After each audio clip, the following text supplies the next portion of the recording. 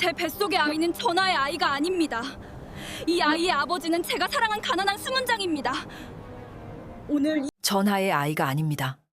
눈 내리는 별궁뜰 한가운데 왕의 총애를 받던 가난한 나인 월하가 떨리는 목소리로 고백하자 모두의 숨이 멎었습니다. 사람들은 그녀가 왕의 아이를 품고 높은 자리에 오르려 한다고 믿었지만 월하는 자신의 뱃속 생명이 궁의 남문을 지키던 가난한 수문장의 아이라고 밝혔습니다. 왕의 사랑을 거절하고 금지된 사랑을 선택한 여인. 그녀의 방에서 발견된 비단과 약재. 불길 속에서 반쯤 타버린 편지 한 장. 과연 월하가 숨기고 있던 것은 부끄러운 배신이었을까요? 아니면 한 사람의 욕심이 만들어낸 잔인한 거짓이었을까요? 옛날 아주 먼 옛날에 도성에서 사흘을 걸어야 닿는 상기존 아래 작은 별궁 하나가 있었어요. 별궁의 기와지붕은 계절마다 빛깔을 달리했고 그 아래 마을에는 낮은 초가집들이 논과 밭을 따라 다정하게 모여 있었지요. 새벽이면 우물 두레박 소리가 골목을 깨웠고 해가 기울면 집집마다 아궁이 연기가 가늘게 올랐습니다.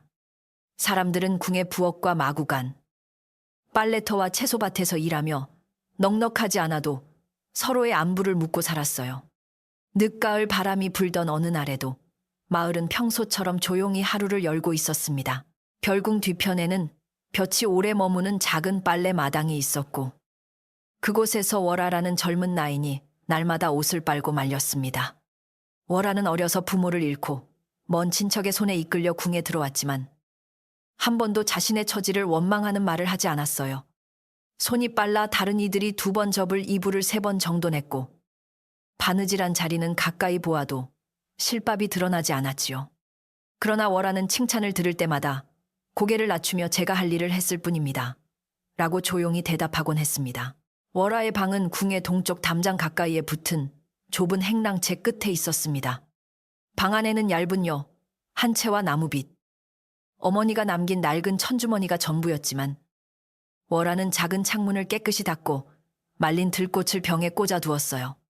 밤이 되면 그는 부엌에서 남은 숯불을 화로에 조금 담아와 손을 녹이며 언젠가 궁을 나가게 되면 어떤 집에서 살고 싶은지 마음속으로 그려보았습니다.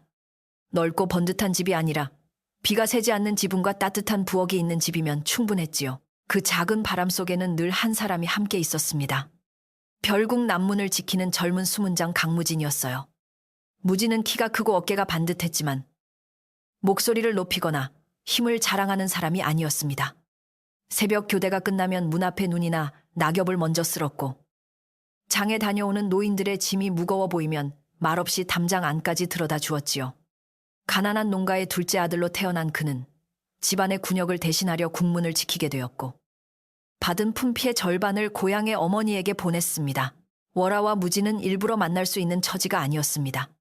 궁의 나인과 수문장이 사사로운 정을 나누었다는 말이 퍼지면 둘 다 자리를 잃을 수 있었고 별궁의 규율은 낮은 담장보다 훨씬 높았지요.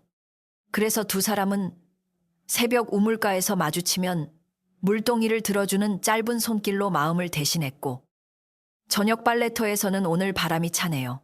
같은 평범한 말만 나누었습니다. 그럼에도 월하는 무진이 지나간 뒤면 물결이 잔잔해진 우물 속을 오래 바라보았고 무진도 남문을 닫으며 동쪽 행랑채 불빛을 한 번 더 살폈습니다. 두 사람의 마음을 처음 알아본 이는 늙은 부엌 일꾼 복례였습니다. 복례는 젊은 시절부터 별궁의 불을 지켜온 사람으로 누구의 사정이든 오래 듣고도 함부로 옮기지 않았어요. 어느 날 월하가 무진에게 줄 마른 약초를 작은 보자기에 싸는 모습을 본 복례는 아무것도 캐묻지 않았습니다.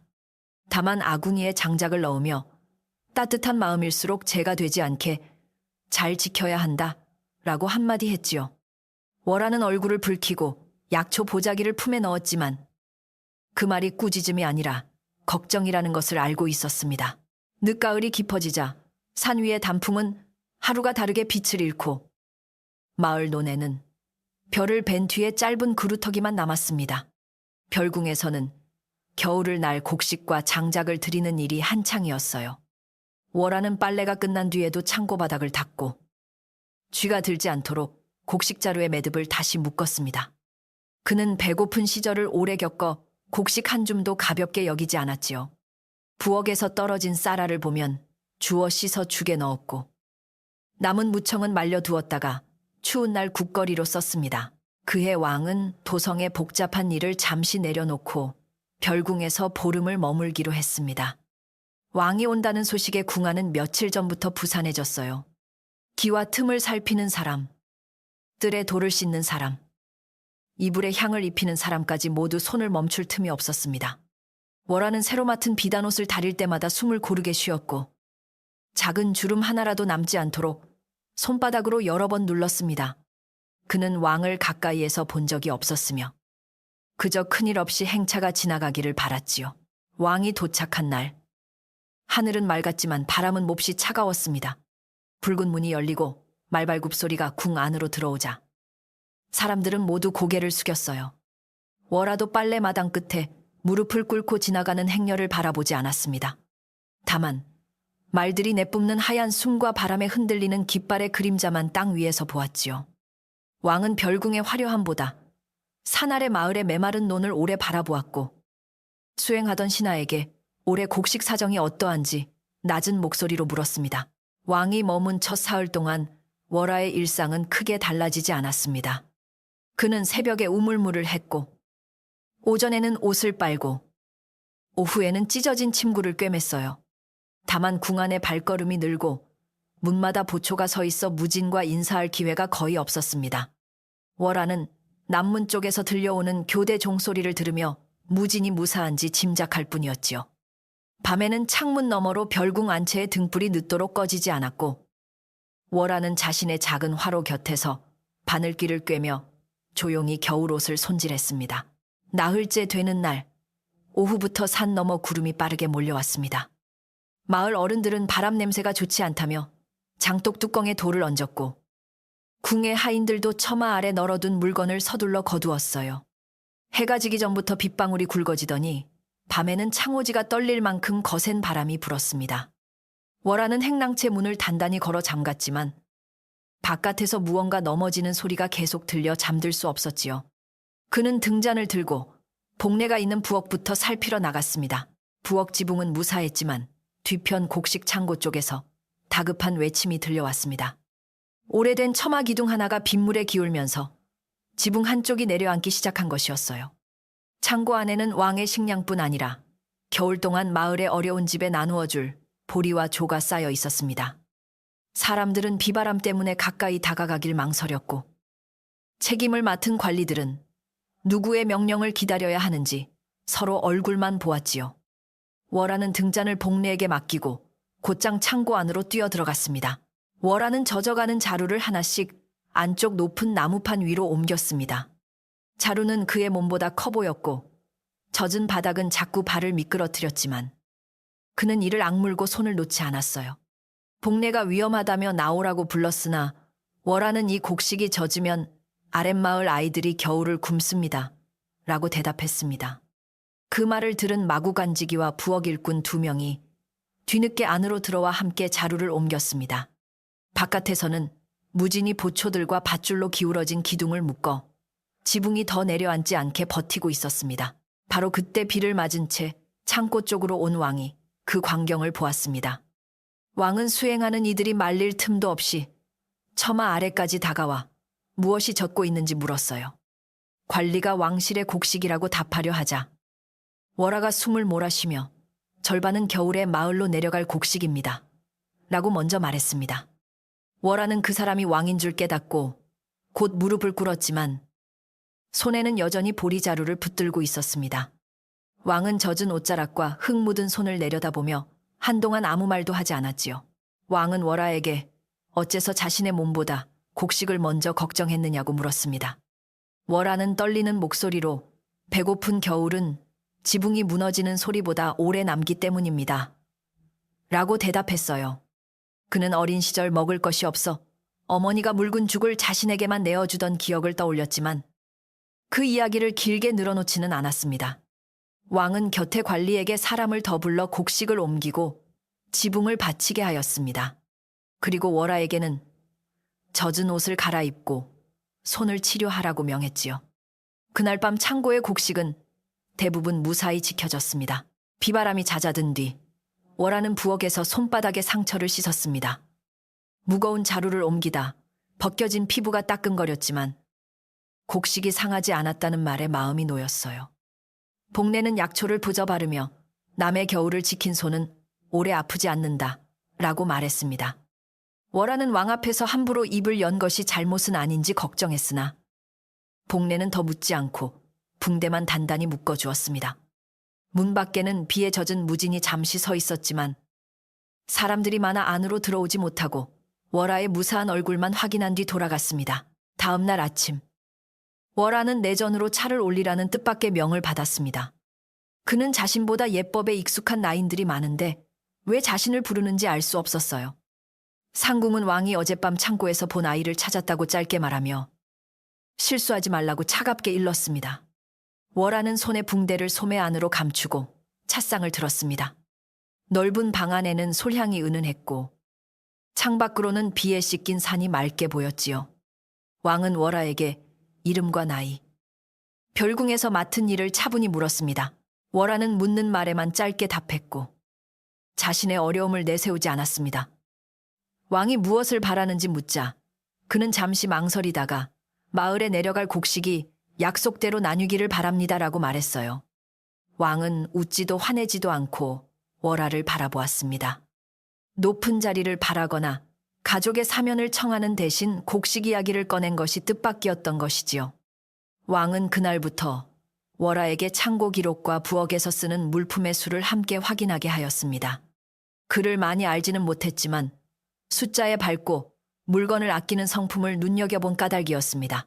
월하는 새 일을 맡고도 기뻐하기보다 더욱 조심했습니다. 아침에는 빨래마당 일을 마친 뒤 창고로 가서 자루수를 세었고 저녁에는 등잔 기름과 소금의 양을 장부와 맞추었어요. 모르는 글자가 나오면 나이든 서리에게 공손히 물었고 남은 종이 귀퉁이에 같은 글자를 여러 번 써보았습니다. 왕은 가끔 기록을 살피러 와 월하가 적은 숫자에 틀림이 없는지 확인했지만 사사로운 말은 건네지 않았지요. 그러나 궁한 사람들의 눈에는 왕이 월하를 자주 찾는다는 사실만 크게 보였습니다. 며칠 지나지 않아 빨래터와 부엌 사이에서 작은 수군거림이 생겼습니다. 어떤 나이는 월하가 창고 일을 맡은 것이 왕의 마음을 얻었기 때문이라고 말했고 또 다른 이는 가난한 아이가 뜻밖의 복을 잡았다고 했어요. 월하가 지나가면 말소리가 갑자기 낮아졌고 그가 받은 세붓 한 자루까지 값비싼 선물처럼 부풀려졌습니다. 월하는 누구에게도 따지지 않았지만 밤마다 방으로 돌아오면 어깨가 무거웠지요. 그는 높은 사람의 눈에 띄는 일이 따뜻한 볕을 받는 것과 같지 않다는 것을 조금씩 깨달았습니다. 그 소문을 가장 유심히 듣는 사람은 별궁 살림을 맡은 조상궁이었습니다. 조상궁은 오랫동안 안채 열쇠와 창고 장부를 관리하며 누구보다 자신의 자리를 중요하게 여겼어요. 그는 겉으로는 월하의 성실함을 칭찬했지만 왕이 장부를 직접 살필 때마다 입술을 가늘게 다물었습니다. 조상궁에게는 도성궁에 드리고 싶은 조카딸이 있었고 왕의 시선이 다른 낮은 나인에게 머무는 일을 달가워하지 않았지요. 월하가 지나가면 그는 부드럽게 웃었으나 눈빛은 마른 겨울 우물처럼 차가웠습니다. 한편 무진은 남문에서 월하에 관한 말을 들을 때마다 마음이 어지러웠습니다. 함께 보초를 서는 이가 장난스레 월하가 곧 높은 처소로 옮겨갈 것이라 말해도 그는 아무 대답을 하지 않았어요. 월하가 바라던 삶이 자신과 함께하는 가난한 집보다 더 편안할 수 있다는 생각이 들면 가슴 한쪽이 서늘해졌습니다. 그러나 무진은 월하를 의심하지 않았고 자신의 불안을 이유로 그를 붙잡아 두고 싶지도 않았지요. 그는 밤마다 문빗장을 확인한 뒤 하늘을 바라보며 월하가 다치지 않기만을 빌었습니다. 왕의 별궁 체류가 끝나기 이틀 전 월하는 창고 기록을 정리하다 늦은 밤에야 일을 마쳤습니다. 복도를 돌아 나오니 남문 쪽 작은 등불 아래 무진이 서 있었어요. 두 사람은 멀리서 서로를 알아보았지만 가까이 다가가지 못하고 몇 걸음 떨어진 채 멈추었습니다. 무진은 손은 이제 괜찮습니까? 라고 물었고 월하는 거의 나았습니다. 라고 대답했지요. 월하는 궁 안의 소문을 말하려다 삼켰고 무진도 마음속 걱정을 감추었습니다. 짧은 침묵 사이로 처마 끝에서 빗물이 한 방울씩 떨어졌습니다. 무진은 겨울이 오기 전 먼 고을로 군역을 도우러 갈 수 있다는 말을 조심스럽게 꺼냈습니다. 돌아오는 시기는 눈이 녹을 무렵이 될 것이라고 했어요. 월화는 놀랐지만 표정을 가다듬고 몸을 다치지 말고 꼭 돌아오세요 라고 말했습니다. 무진은 한참 망설이다가 돌아오면 더는 미루지 않고 궁을 떠날 길을 찾아보겠다고 약속했지요. 월화는 그 말을 듣는 순간 오래 그려온 작은 집과 따뜻한 부엌을 떠올렸습니다. 그러나 발걸음 소리가 가까워지자 두 사람은 더 말하지 못하고 서로 다른 방향으로 돌아섰습니다. 왕이 떠나는 날, 별궁 앞길에는 마른 낙엽이 얇게 깔렸습니다. 월화는 다른 나인들과 함께 멀리 서서 행렬이 문 밖으로 나가는 것을 지켜보았어요. 왕은 떠나기 전 월화가 정리한 장부를 칭찬하고 다음 행차 때도 같은 일을 맡기라는 말을 남겼습니다. 그것은 벌도 아니고 큰 상도 아닌 단순한 신임이었지만 사람들의 귀에는 특별한 총애처럼 들렸지요. 조상궁은 그 말을 들으며 미소를 지었고 곁에 나인들에게 월화가 참으로 큰 복을 얻었다고 말했습니다. 하지만 그 미소에는 따뜻함이 없었습니다. 행렬이 멀어진 뒤 별궁은 다시 조용해졌지만 월화의 마음은 전처럼 고요해지지 않았습니다. 그는 빨래마당에서 흰천을 널다가 담장 너머 남문을 바라보았어요. 곧 먼 길을 떠날 무진. 자신을 향해 쌓이는 낯선 시선. 왕이 다시 오면 맡게 될 새로운 일들이 한꺼번에 마음을 눌렀습니다. 복례는 말없이 다가와 바람에 날리는 천끝을 함께 붙잡아 주었지요. 그리고 사람의 자리는 남이 올려주는 곳보다 마음이 편히 머무는 곳이 먼저다 라고 한마디 했습니다. 월화는 그 말을 오래 가슴에 담았습니다. 그날 밤 월화는 좁은 방에 홀로 앉아 어머니의 천주머니를 열었습니다. 안에는 빛이 바랜 실타래와 작은 나무 단추 하나가 들어 있었어요.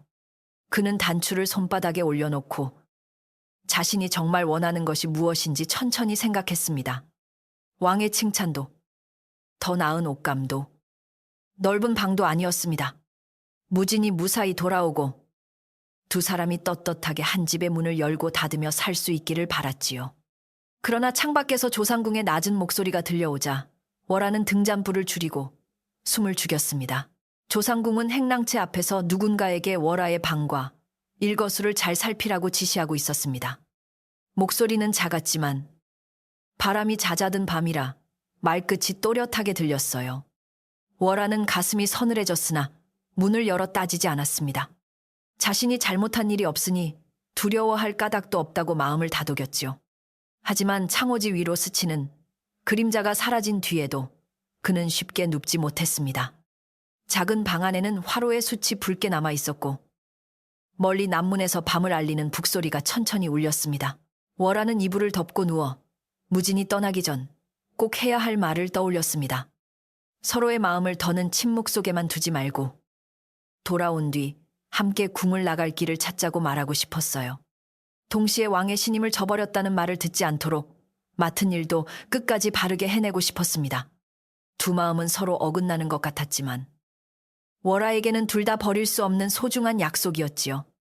그는 두 손을 모아 조용히 눈을 감았고 별궁 아래 마을의 등불도 하나씩 꺼져갔습니다. 무진이 먼 고을로 떠나기로 한 날은 첫서리가 내린 뒤 사흘째 되는 새벽이었습니다. 별궁 남문 앞에는 말 두 필과 짐수레 하나가 서 있었고 함께 길을 나설 군졸들은 두꺼운 소못 위로 띠를 단단히 메고 있었지요.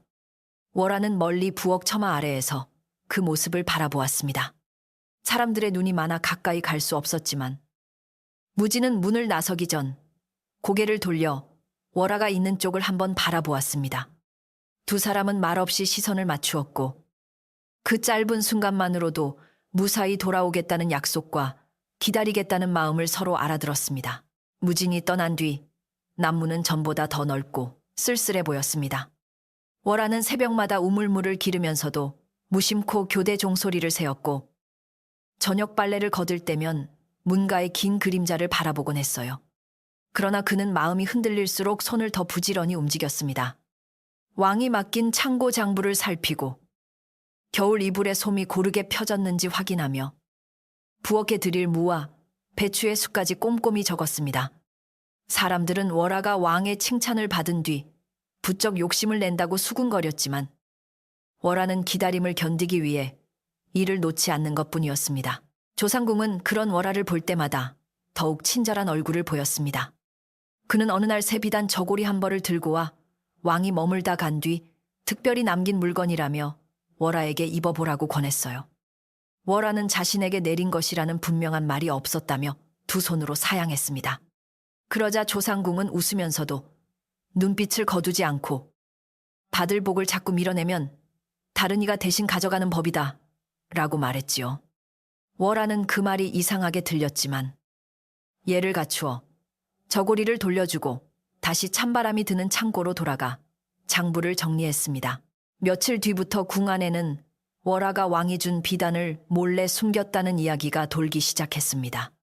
빨래터의 어린 나인들은 월화가 다가오면 입을 다물었고 부엌에서는 그가 쓰는 밥그릇이 다른 이들보다 크다는 말까지 나왔어요. 실제로 월화는 늘 같은 나무 그릇을 사용했고 겨울 반찬도 다른 사람들과 다르지 않았습니다. 그러나 소문은 사실을 살피지 않고도 점점 자라났지요. 월화는 억울한 마음이 들었지만 누구에게 따지면 오히려 더 큰 말이 생길까 두려워. 낮에는 고개를 숙이고 밤에는 혼자 창호지를 바라보며 길고 무거운 숨을 내쉬었습니다. 복례는 월화가 며칠째 밥을 제대로 먹지 못하는 것을 알아차렸습니다. 따뜻한 무국을 한 그릇 내어주었지만 월화는 냄새를 맡자마자 얼굴이 하얘져 밖으로 나갔어요. 한참 뒤 돌아온 월화는 감기 때문인 듯하다고 둘러댔지만 복례는 오래된 눈으로 그의 얼굴과 손끝을 찬찬히 살폈습니다. 그리고 다른 질문은 하지 않은 채 몸이 먼저 알고 있는 일은 마음이 모른 척해도 사라지지 않는다 라고 말했지요. 그 한마디에 월화는 숟가락을 내려놓고 떨리는 손으로 자신의 아랫배를 감싸 안은 채 오래 움직이지 못했습니다. 그날 밤 월화는 지나간 날짜를 하나씩 떠올렸습니다. 무진이 떠나기 전 두 사람이 처음으로 마음을 숨기지 않았던 비 내리던 밤과 그 뒤로 흐른 날들을 손가락으로 세어보았어요. 몸의 변화는 단순한 피로가 아니었습니다. 월화는 기쁨과 두려움이 한꺼번에 밀려와 한동안 숨조차 고르지 못했습니다. 무진의 아이가 자신 안에 있다는 생각은 따뜻했지만 궁의 규율과 사람들의 눈을 떠올리면 가슴이 막혔지요. 왕의 총애를 받는다는 소문까지 퍼진 지금 아이의 존재는 누구에게도 쉽게 설명할 수 없는 작은 불씨가 되어 있었습니다. 월화는 다음 날 새벽 복례를 찾아가 모든 일을 털어놓았습니다. 무진이 먼 길을 떠나기 전 서로의 마음을 확인했고 돌아오면 궁을 나가 혼인하려 했다는 약속도 숨기지 않았어요. 복례는 놀라거나 꾸짖지 않고 한동안 아궁이 불만 바라보았습니다. 장작이 타며 조용히 무너지는 소리가 난 뒤 그는 숨긴 마음은 밤을 넘길 수 있어도 요 숨긴 생명은 계절을 넘기지 못한다 라고 말했지요. 월화는 진실을 밝혀야 한다는 뜻을 알았지만 지금 입을 열면 무진이 돌아오기도 전에 죄인으로 불려올까 두려워 손끝만 꼭 움켜쥐었습니다. 월화는 적어도 무진이 돌아올 때까지 아이의 일을 숨기기로 마음먹었습니다. 두꺼운 겨울 치마를 입으면 한동안은 몸의 변화가 드러나지 않을 것이라 생각했어요. 그는 평소보다 천천히 움직였고 무거운 물동이는 다른 나인에게 조심스럽게 부탁했습니다. 하지만 부탁을 받은 이들은 월화가 왕의 총애를 믿고 힘든 일을 피한다며 뒤에서 흉을 보았지요. 월화는 변명하지 못한 채 가벼운 바느질과 장부 일만 맡았습니다. 억울함을 푸는 것보다 아이를 다치게 하지 않는 일이 더 중요했기에 사람들의 차가운 시선도 말없이 받아들이며 하루하루를 견뎠습니다. 조상궁은 월화의 달라진 걸음과 음식 냄새를 피하는 모습을 놓치지 않았습니다. 그는 어느 저녁 부엌 뒤편에서 월화가 헛구역질하는 것을 본 뒤 곧장 자신의 조카를 불러 낮은 목소리로 무엇을 보았는지 아무에게도 말하지 말라고 했어요. 그러나 그 말은 비밀을 지키기 위한 것이 아니라 더 큰 소문을 만들기 위한 준비였습니다. 조상궁은 먼저 입이 가벼운 나인에게 월화가 몸이 무거워 보인다고 흘렸고 그 나인이 다시 빨래터에서 이야기하도록 내버려 두었습니다. 소문은 마른 풀에 번지는 불처럼 궁 안의 방과 마당으로 빠르게 퍼졌습니다. 처음에는 월화가 왕의 아이를 가졌다는 말이 조심스러운 속삭임으로만 오갔습니다. 그러나 며칠 지나자 어떤 이는 월화가 곧 별궁의 안채로 옮겨갈 것이라고 했고 또 어떤 이는 왕이 도성으로 데려가기 위해 사람을 보낼 것이라고 장담했어요. 아무도 왕에게 확인한 적이 없었지만 사람들은 자신이 들은 이야기를 조금씩 더 크게 꾸몄습니다. 월화가 창고에 들어가면 눈길이 따라왔고 그가 기침만 해도 누군가는 의미심장하게 웃었습니다. 월화는 입술을 깨물며 일을 계속했지만 마음은 겨울밤 얼어붙은 우물처럼 깊고 차가워졌습니다. 소문은 곧 별궁 담장을 넘어 마을로 내려갔습니다. 장터의 엿장수는 왕의 사랑을 받은 가난한 나인이 아이를 가졌다고 손님들에게 말했고 우물가 안악들은 월화가 언젠가 마을을 떠나 높은 사람이 될 것이라 수군거렸어요. 어떤 이는 가난한 집 아이가 큰 복을 잡았다며 부러워했고 어떤 이는 신분을 잊은 욕심 많은 여자라고 손가락질했습니다. 월화와 몇 번 인사를 나눈 적밖에 없는 사람들까지 그의 마음과 앞날을 모두 아는 듯 말했지요. 한 여인의 두려움은 어느새 마을 사람들이 심심풀이로 나누는 이야기가 되어버렸습니다. 마을의 늙은 서당 훈장 만석은 장터에서 그 말을 듣고 별궁 부엌으로 복례를 찾아왔습니다. 그는 월화가 어려서부터 어떤 아이였는지 알고 있었고 함부로 남을 속이거나 욕심을 낼 사람이 아니라는 것도 알았어요.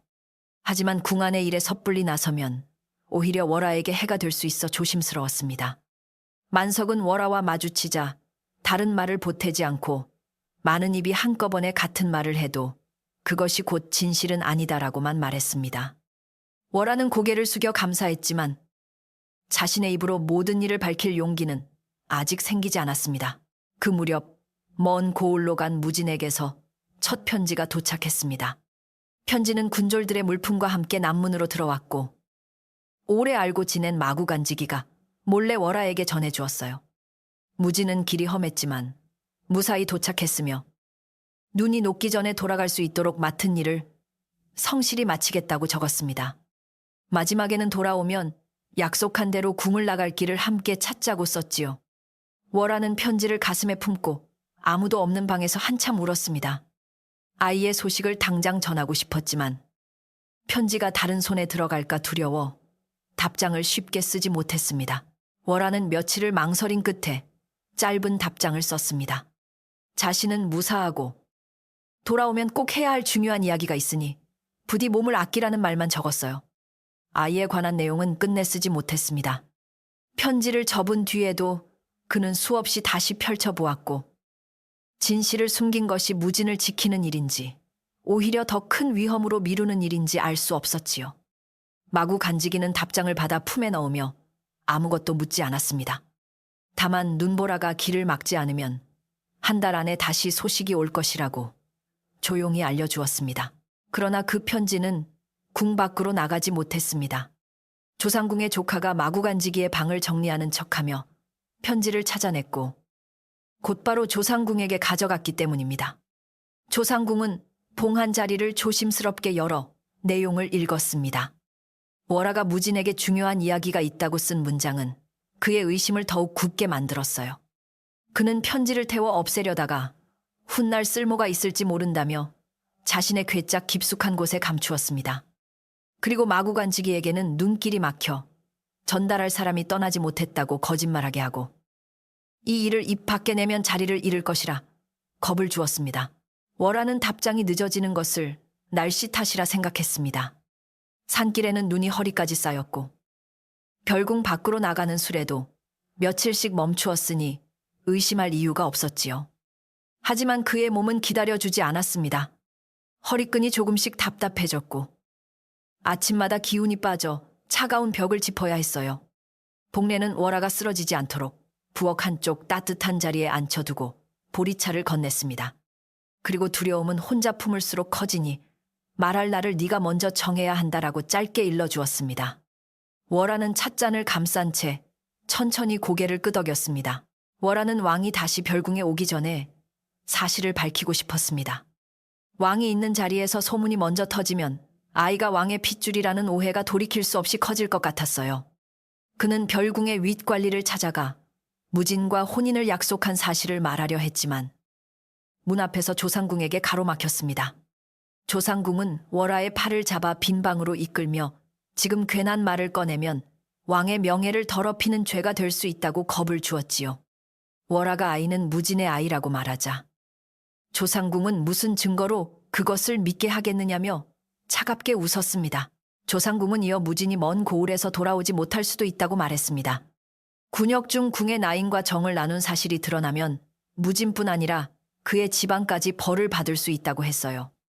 월화는 그 말이 협박임을 알면서도 무진의 늙은 어머니와 어린 동생들을 떠올리자 입을 다물 수밖에 없었습니다. 조상궁은 월화의 침묵을 확인한 뒤 갑자기 다정한 목소리로 자신이 도와주겠다며 왕의 아이로 인정받으면 월화도 아이도 누구도 해치지 못할 것이라고 속삭였습니다. 월화는 몸을 떨며 그의 손을 뿌리치고 눈 덮인 마당을 지나 방으로 돌아왔습니다. 그날 이후 조상궁은 월화에게 이전보다 좋은 반찬과 약재를 보내기 시작했습니다. 겉으로는 몸이 약한 나인을 돌보는 것처럼 보였지만 사람들의 눈에는 왕의 총애를 받는 증거로 비쳤어요. 월화가 음식을 돌려보내면 조상궁은 왕의 뜻을 거스르지 말라고 일부러 큰 소리로 말했고 주변 사람들은 그 말을 그대로 믿었습니다. 월화는 자신이 받지 않은 은혜가 계속 자신의 이름으로 쌓이는 것을 보며 불안해졌습니다. 어느 날 저녁방으로 돌아오니 값비싼 옷감 2필과 향이 좋은 기름병까지 놓여 있었고 누가 가져왔는지는 아무도 말해주지 않았습니다. 월화는 옷감을 품에 안고 곧장 조상궁의 처소로 갔습니다. 이것은 자신의 것이 아니며 당장 원래 자리로 돌려놓아 달라고 요구했어요. 조상궁은 문을 닫고 월화를 바라보다가 이미 여러 사람이 그 옷감이 월화의 방에 있는 것을 보았으니 이제 돌려놓아도 늦었다고 말했습니다. 월화는 그제야 자신을 함정에 넣고 있다는 사실을 분명히 깨달았지요. 그는 옷감을 들고 나오려 했지만 조상궁의 조카가 길을 막았습니다. 결국 월화는 주변 일꾼들을 불러 모두가 보는 앞에서 옷감을 창고로 옮기게 하고 날짜와 수량을 장부에 직접 적었습니다. 그 행동 덕분에 옷감은 제자리로 돌아갔지만 소문은 멈추지 않았습니다. 오히려 월화가 들킬까 두려워 훔친 물건을 돌려놓았다는 말이 새로 붙었어요. 월화는 무엇을 해도 사람들의 입에서는 다른 뜻으로 바뀐다는 사실에 지쳐갔습니다. 저녁이 되자 별궁 담장 밖에 마을 사람 몇 명이 모여 안쪽을 기웃거렸고 남문을 지키는 군졸들이 여러 번 돌려보내야 했지요. 사람들은 왕의 아이를 가진 나인을 한번 보기만 하자며 웃었습니다. 월화는 그 소리를 좁은 방 안에서 듣고 이불 끝으로 귀를 막은 채 눈을 감았습니다. 복례는 그날 밤 월화의 방으로 와 작은 등잔을 켰습니다. 그는 월화가 울음을 참느라 어깨를 떨고 있는 동안 아무 말 없이 곁에 앉아 있었어요. 한참 뒤 월화는 자신 때문에 무진과 그의 가족이 다칠까봐 진실을 말할 수 없다고 고백했습니다. 복례는 월화의 차가운 손을 잡고 진실이 늦는 동안 거짓은 네가 지키려는 사람의 이름까지 훔쳐간다라고 말했습니다. 월화는 그제야 침묵이 무진을 보호하는 길이 아닐 수도 있다는 생각을 받아들였습니다. 그러나 혼자 나서기에는 아직 증거도 부족했고 믿어줄 사람도 많지 않았습니다. 다음 날 월화는 마구간지기를 찾아가 무진의 편지가 더 오지 않았는지 물었습니다. 마구간지기는 눈길 때문에 소식이 끊긴 줄 알았다고 답했지만 그의 눈빛은 불안하게 흔들렸어요. 월화가 답장을 맡긴 뒤 누가 방에 들어왔는지 묻자 그는 조상궁의 조카가 여러 번 드나들었다는 사실을 털어놓았습니다. 두 사람은 그제야 편지가 사라졌을 가능성을 깨달았습니다. 월화는 무진의 약속이 적힌 첫 편지를 자신의 방바닥 널빤지 아래에 깊이 숨겼기 이후 오는 모든 소식은 반드시 복례의 손을 거쳐받기로 조용히 약속했습니다. 며칠 뒤 눈보라 속에서 돌아온 심부름꾼이 무진의 두 번째 편지를 복례에게 전했습니다. 무진은 월화의 답장을 받지 못해 걱정된다고 적었고 자신이 있는 고을에서 일이 예상보다 길어질 수 있다고 했어요. 그러나 봄이 오기 전 반드시 별궁으로 돌아가겠다는 말과 어떤 어려움이 있어도 약속을 버리지 않겠다는 다짐은 분명했습니다. 월화는 편지를 읽은 뒤 눈물을 닦고 바로 답장을 썼습니다. 이번에는 아이가 생겼다는 사실과 궁 안에 이상한 소문이 돌고 있다는 내용까지 숨김없이 적었지요. 복례는 편지를 자신의 속옷 안쪽에 넣어 믿을 만한 장사꾼에게 직접 맡겼습니다. 한겨울의 가장 긴 밤이 지나갈 무렵 왕이 보름 뒤 별궁에 다시 온다는 전갈이 도착했습니다. 이번 행차에서는 마을의 곡식 사정과 별궁 살림을 직접 살피겠다는 내용도 함께 전해졌어요. 조상궁은 소식을 듣자 월하의 방을 더 자주 살피게 했고 왕이 오기 전에 월하가 도망칠 수 있다는 말까지 퍼뜨렸습니다. 반대로 월하는 더는 피할 수 없다는 것을 알았습니다. 왕이 오면 모든 사람 앞에서 아이의 아버지가 무진임을 밝히고 자신이 받은 적 없는 물건과 조상궁이 퍼뜨린 거짓말도 하나씩 설명하기로 마음먹었습니다. 이제 침묵은 누구도 지켜주지 못했습니다. 간이민이 월하는 자신이 기억하는 날짜와 일을 작은 종이에 적기 시작했습니다. 무진이 떠난 날, 왕이 별궁을 떠난 날, 몸의 변화를 처음 느낀 날, 조상궁이 비단을 가져온 날을 빠짐없이 기록했어요. 복례는 부엌에서 본 일들을 기억해 주었고 마구간지기는 편지를 맡았다가 빼앗긴 경위를 말해주기로 했습니다. 아직 무진은 돌아오지 않았고 사람들의 믿음도 차가웠지만 월하의 마음에는 처음으로 작은 길이 보였습니다. 그는 바닥 널빤지 아래 편지를 다시 확인한 뒤 아랫배에 손을 얹고 너를 부끄러워하지도 숨기지도 않겠다라고 아주 낮고 단단한 목소리로 속삭였습니다. 그러나 조상궁도 가만히 있지는 않았습니다. 그는 왕이 오기 전에 월하의 방을 뒤져 무진의 편지를 찾아내라고 조카에게 명했어요. 조카는 깊은 밤 행랑채 문을 열고 들어갔지만 마침 물을 마시러 나온 어린 나인에게 모습을 들키고 말았습니다. 조카는 쥐를 잡으러 왔다고 둘러댔으나 어린 나인은 그가 월하의 요와 괴짝을 뒤지는 장면을 분명히 보았지요. 다음 날 그 이야기는 복례에게 전해졌고 복례는 월하에게 숨길 곳을 바꾸는 것보다 증인을 늘리는 편이 낫다라고 말했습니다. 월하는 편지를 만석 훈장에게 맡기기로 했습니다. 눈이 잠시 그친 오후 월하는 복례와 함께 별궁 아래 서당으로 내려갔습니다. 담장 밖 사람들은 월하가 어디로 가는지 살피며 수군거렸지만 그는 예전처럼 얼굴을 숨기지 않았어요. 만석은 편지와 기록을 받아 나무함에 넣고 자물쇠를 채웠습니다. 그는 월하에게 진실을 말할 때는 자신이 보고 들은 것과 짐작한 것을 반드시 나누어야 한다고 일러주었지요. 월하는 자신이 무진을 사랑한 일과 규율을 어긴 책임은 피하지 않되 왕과 아이의 이름을 이용해 꾸며진 거짓만큼은 분명히 밝히겠다고 대답했습니다. 그의 목소리에는 더 이상 전처럼 떨림만 남아있지 않았습니다. 서당에서 돌아오는 길에 월하는 우물가에 모인 안악들의 말을 들었습니다. 한 사람은 왕의 아이를 가진 여자가 왜 아직도 행랑채에 사느냐고 물었고 다른 사람은 죄가 있으니 숨겨두는 것이라고 말했어요. 월하는 걸음을 멈추고 그들을 바라보았습니다. 그리고 저에 관한 이야기는 머지않아 제가 직접 밝히겠습니다. 그 전까지 아이를 두고 함부로 말하지 말아주세요. 라고 조용히 부탁했지요. 안악들은 뜻밖의 대답에 입을 다물었습니다. 월하는 누구와도 다투지 않고 다시 길을 걸었지만 그 짧은 말은 저녁이 되기 전에 마을 골목마다 새롭게 퍼졌습니다. 그날 밤 별궁의 기와지붕 위로 다시 가는 눈이 내렸습니다. 월하는 창가에 앉아 무진이 있는 먼 고을도 같은 눈 아래 있을지 생각했어요. 아이가 있는 배는 아직 겉으로 크게 드러나지 않았지만 손바닥을 대면 아주 작은 온기가 느껴지는 듯 했습니다. 월하는 왕의 행차가 두렵고 조상궁이 무엇을 꾸밀지도 걱정되었으나 더 이상 도망칠 생각은 하지 않았습니다. 그의 곁에는 복례와 만석, 진실을 말하기로 한 마구간지기가 있었고 멀리에는 돌아오겠다고 약속한 무진이 있었습니다. 월하는 등잔불을 낮추고 긴 겨울밤을 조용히 견뎠습니다. 왕의 행차가 열흘 앞으로 다가오자 별궁 안에는 다시 빗자루 소리와 망치 소리가 이어졌습니다. 처마 및 고드름은 낮마다 조금씩 녹았지만 사람들의 마음에는 겨울보다 단단한 긴장이 남아 있었지요. 월하는 새벽마다 창고문을 열기 전에 먼저 자물쇠와 문턱을 살폈습니다.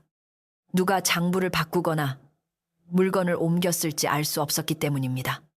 그는 두려움을 숨기지 않았지만 두려움이 손을 멈추게 두지도 않았습니다. 복례는 멀리서 그런 월하를 바라보다가 말없이 따뜻한 보리차를 창가에 놓아주었습니다. 창문 너머로는 마른 대나무가 바람에 부딪혀 낮은 소리를 냈습니다. 월하는 서당에 맡겨둔 무진의 편지와 자신이 적은 날짜를 다시 확인하기 위해 해가 지기 전 만석을 찾아갔습니다. 만석은 나무함에서 종이들을 꺼내 마른 상 위에 나란히 펼쳐 놓았지요. 왕이 별궁에 온 날, 떠난 날, 무진이 군역길에 오른 날, 월화가 처음 몸의 변화를 느낀 날이 차례로 적혀 있었습니다. 월화는 한 줄씩 소리내어 읽으며 빠진 것이 없는지 살폈습니다. 만석은 흐린 기억은 공격받지만 적힌 날짜는 스스로 자리를 지킨다라고만 말하고 붓을 내려놓았습니다. 월화는 종이를 접을 때마다 마음속의 혼란도 함께 접히기를 바랐습니다. 다음 날 창고에 들어간 월화는 소금 항아리와 약재 꾸러미의 수가 장부와 맞지 않는 것을 발견했습니다. 지난달 분명히 부엌으로 나간 물건들이 다시 월화에게 지급된 것처럼 적혀 있었고 기록 끝에는 조상궁의 도장이 찍혀 있었어요. 월화는 장부를 덮지 않고 같은 날의 부엌 기록을 가져와 나란히 놓았습니다. 두 장의 숫자는 서로 달랐고 누군가 월화가 특별한 대접을 받은 것처럼 뒤늦게 고친 흔적이 보였습니다. 그는 그 부분을 베껴졌고 원래 장부는 다른 사람들이 보는 앞에서 다시 창고 선반에 올려두었습니다. 그는 새로 적힌 먹빛이 다른 줄보다 유난히 짙다는 것도 놓치지 않았습니다. 그날 저녁 어린 나인 순이가 월화의 방 앞에서 한참 머뭇거리다가 안으로 들어왔습니다. 순이는 며칠 전 밤 조상궁의 조카가 요와 괴짝을 뒤지는 것을 보았지만 겁이 나서 제대로 말하지 못했다고 고백했어요. 그가 바닥 널빤지를 손으로 두드리며 무언가를 찾았고 들키자 쥐를 잡는 중이라고 둘러댔다고 했습니다. 월화는 순이를 나무라지 않고 따뜻한 물을 건넸습니다. 그리고 자신이 본 것만 기억하면 되며 남이 시키는 말을 덧붙이지 말라고 조용히 일러주었습니다. 순이는 울음을 참느라 입술을 깨물었고 월화는 등을 천천히 쓸어주었습니다. 순이의 말을 들은 복례는 곧장 방문 빗장을 새 것으로 바꾸고 월화의 남은 물건들을 부엌 다락으로 옮겼습니다. 그러나 그는 증거를 영원히 숨기는 것은 좋은 방법이 아니라고 생각했지요. 봉콩네는 순이와 마구 간직이 월화를 한자리에 앉히고 각자 본 일을 따로 적게 했습니다. 서로의 말을 먼저 들으면 기억이 섞일 수 있었기 때문입니다. 복례는 세 사람이 종이를 접은 뒤에야 같은 진실은 서로 맞추지 않아도 끝내 같은 곳을 가리킨다라고 한마디 했습니다. 월화는 그 말을 들으며 조금씩 숨을 고를 수 있었습니다. 그날 이후 세 사람은 서로를 바라보는 눈빛만으로도 해야 할 일을 알아차렸습니다. 마을의 늙은 의원 석구도 월화를 찾아왔습니다. 그는 복례의 부탁을 받고 월화의 안색과 맥을 살폈지만 아이에 관한 일은 함부로 말하지 않았어요. 다만 월화가 처음 몸의 변화를 느낀 때와 지금의 상태를 따져보니 왕이 별궁에 머물기 전부터 아이가 생겼을 가능성이 분명하다고 했습니다. 석구는 자신이 왕실 의원은 아니지만 수십 년 동안 마을의 산모들을 돌보았으니 사람들 앞에서 묻는다면 사실대로 말하겠다고 약속했습니다. 월화는 그 말에 깊이 고개를 숙였습니다. 의원은 떠나기 전 몸을 따뜻하게 하고 무거운 일을 피하라고 당부했습니다. 석구가 돌아가는 길에 빨래터 안악 두 사람이 그를 붙잡고 월화의 아이에 관해 캐물었습니다. 의원은 대답하지 않고 자리를 떠났지만 안악들은 오래전 일을 하나씩 떠올리기 시작했지요. 왕의 행차가 있기 전 여름부터 월화가 무진에게 마른 약초를 건네던 모습, 무진이 비 오는 날 빨래 광주리를 처마 아래로 옮겨주던 모습이 기억났습니다. 그들은 그때는 대수롭지 않게 여겼지만 이제와 생각하니 두 사람 사이에 오래된 정이 있었음을 알 수 있었습니다. 그 이야기는 이번에는 비웃음보다 조심스러운 목소리로 퍼졌습니다. 월화를 오래 알던 몇몇 사람들은 처음으로 자신들의 섣부른 말을 돌아보았습니다. 마구 간지기는 더는 침묵할 수 없다며 월화에게 찾아왔습니다. 그는 조상궁의 조카가 자신의 방에 들어와 월화의 답장을 가져갔고 이후 조상궁이 눈길 때문에 편지가 나가지 못했다고 거짓말하게 했다고 털어놓았어요. 처음에는 자리를 잃을까 두려워 입을 닫았지만 월화가 마을의 조롱을 혼자 견디는 모습을 보며 밤마다 마음이 무거웠다고 했습니다. 그는 당시 편지를 맡겼던 날짜와 심부름꾼의 이름까지 기억하고 있었습니다. 월화는 그를 탓하지 않고 왕 앞에서도 같은 말을 해달라고 부탁했습니다. 마구 간지기는 고개를 들지 못했지만 그의 목소리만큼은 끝까지 흔들리지 않았습니다. 그날 밤 늦게 복례 앞으로 먼 고을에서 온 작은 꾸러미 하나가 도착했습니다. 꾸러미 안에는 무진의 편지와 낡은 나무패가 들어 있었어요. 무진은 월아가 보낸 두 번째 편지를 받았으며 아이의 소식에 놀랐지만 결코 외면하지 않겠다고 적었습니다. 맡은 일을 정리하는 대로 돌아가 모든 책임을 함께 지겠다는 말도 있었습니다. 나무패는 무진의 집안에서 혼인을 약속할 때 건네는 물건으로 그의 어머니가 직접 보내준 것이었지요. 월아는 편지를 읽다가 눈물을 흘렸지만 이번 눈물에는 두려움만 있지 않았습니다. 편지 끝에는 아이에게 부끄럽지 않은 아버지가 되겠다는 문장도 적혀 있었습니다. 월아는 무진의 편지를 만석에게 맡기기 전에 복례와 순이 앞에서 여러 번 읽었습니다. 누군가 다시 편지를 훔치더라도 내용을 기억하는 사람이 남게 하려는 것이었어요. 편지에는 무진이 왕의 행차보다 앞서 돌아올 수 있을지 확실하지 않다는 말도 적혀 있었습니다. 산길에 눈이 깊고 군역지의 창고 수리가 늦어졌기 때문이었지요. 월아는 실망했지만 그가 오기 전이라도 진실을 밝히기로 마음먹었습니다. 아이의 아버지가 곁에 없다는 이유로 자신의 말까지 사라지는 것은 옳지 않다고 생각했습니다. 월아는 그날부터 기다림보다 준비를 먼저 하기로 마음을 바꾸었습니다. 며칠 뒤 월아의 방에는 또 다른 약재 상자가 놓여 있었습니다. 이번에는 왕실에서만 쓰는 향이 묻은 비단 끈까지 함께 들어 있었고 상자 뚜껑에는 월아의 이름이 적혀 있었어요. 조상궁은 여러 나인을 데리고 와 왕이 미리 보낸 몸보신 약이라며 큰 소리로 축하했습니다. 월아는 상자에 손을 대지 않고 모두가 보는 자리에서 창고지기를 불렀습니다. 창고지기는 그 약재가 사흘 전까지 안쪽 선반에 있던 물건임을 알아보았지요. 월아는 상자를 봉한 채 날짜와 발견 장소를 적어 만석에게 보냈습니다. 상자 안의 약재는 한 번도 꺼낸 흔적 없이 가지런히 묶여 있었습니다. 복례는 약재 상자를 옮기던 조상궁의 조카를 부엌 뒷문에서 보았다고 말했습니다. 그는 새벽이 오기 전 상자를 안고 행랑채 쪽으로 가고 있었고 복례와 눈이 마주치자 부엌 심부름이라고 둘러댔지요. 복례는 그 자리에서 붙잡아 소란을 만들지 않았습니다. 대신 바닥에 떨어진 붉은 비단실 한 가닥을 주워 보관했습니다. 약재 상자를 묶은 끈의 끝도 같은 모양으로 풀려 있었어요. 복례는 작은 실 한 가닥도 거짓말이 지나간 길을 기억한다 라고 말하며 그것을 월아의 기록 봉투 안에 넣었습니다. 월아는 그 실을 바라보며 사소한 흔적도 버리지 않기로 다짐했습니다. 순이도 조상궁의 조카가 창고 열쇠를 몰래 빌리는 장면을 보았다고 말했습니다. 그는 상궁의 명이라며 열쇠를 가져갔지만 정작 그 시간 조상궁은 안채에서 다른 관리들과 식사를 하고 있었어요. 순이는 이전 같으면 두려워 숨었겠지만 이번에는 창고지기에게 곧바로 사실을 알렸습니다. 창고지기는 열쇠를 돌려받은 뒤 자물쇠에 묻은 진흙과 손자국을 그대로 남겨두었지요. 월아는 순이에게 고맙다고 했지만 앞으로 혼자 위험한 사람을 따라가지 말라고 당부했습니다. 진실을 밝히는 일보다 아이를 지키는 일이 먼저라고 말했습니다. 순이는 처음으로 두려움보다 해야 할 말이 더 크다는 것을 배웠습니다. 조상궁은 일이 뜻대로 풀리지 않자 월아를 빈 세탁방으로 불렀습니다. 그는 왕이 오기 전에 약재와 비단을 받은 사실만 인정하면 모든 일을 조용히 덮어주겠다고 제안했어요.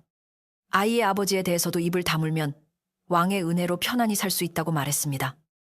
월아가 거절하자 조상궁은 무진이 돌아오는 길에 체포될 수 있다며 다시 겁을 주었지요. 그러나 이번에 월아는 고개를 숙이지 않았습니다. 그는 자신의 잘못은 스스로 밝히겠지만 하지 않은 일을 인정해 다른 사람의 거짓을 살려주지는 않겠다고 대답했습니다. 빈 세탁방에는 젖은 첫냄새와 얼어붙은 물방울 소리만 남아 있었습니다.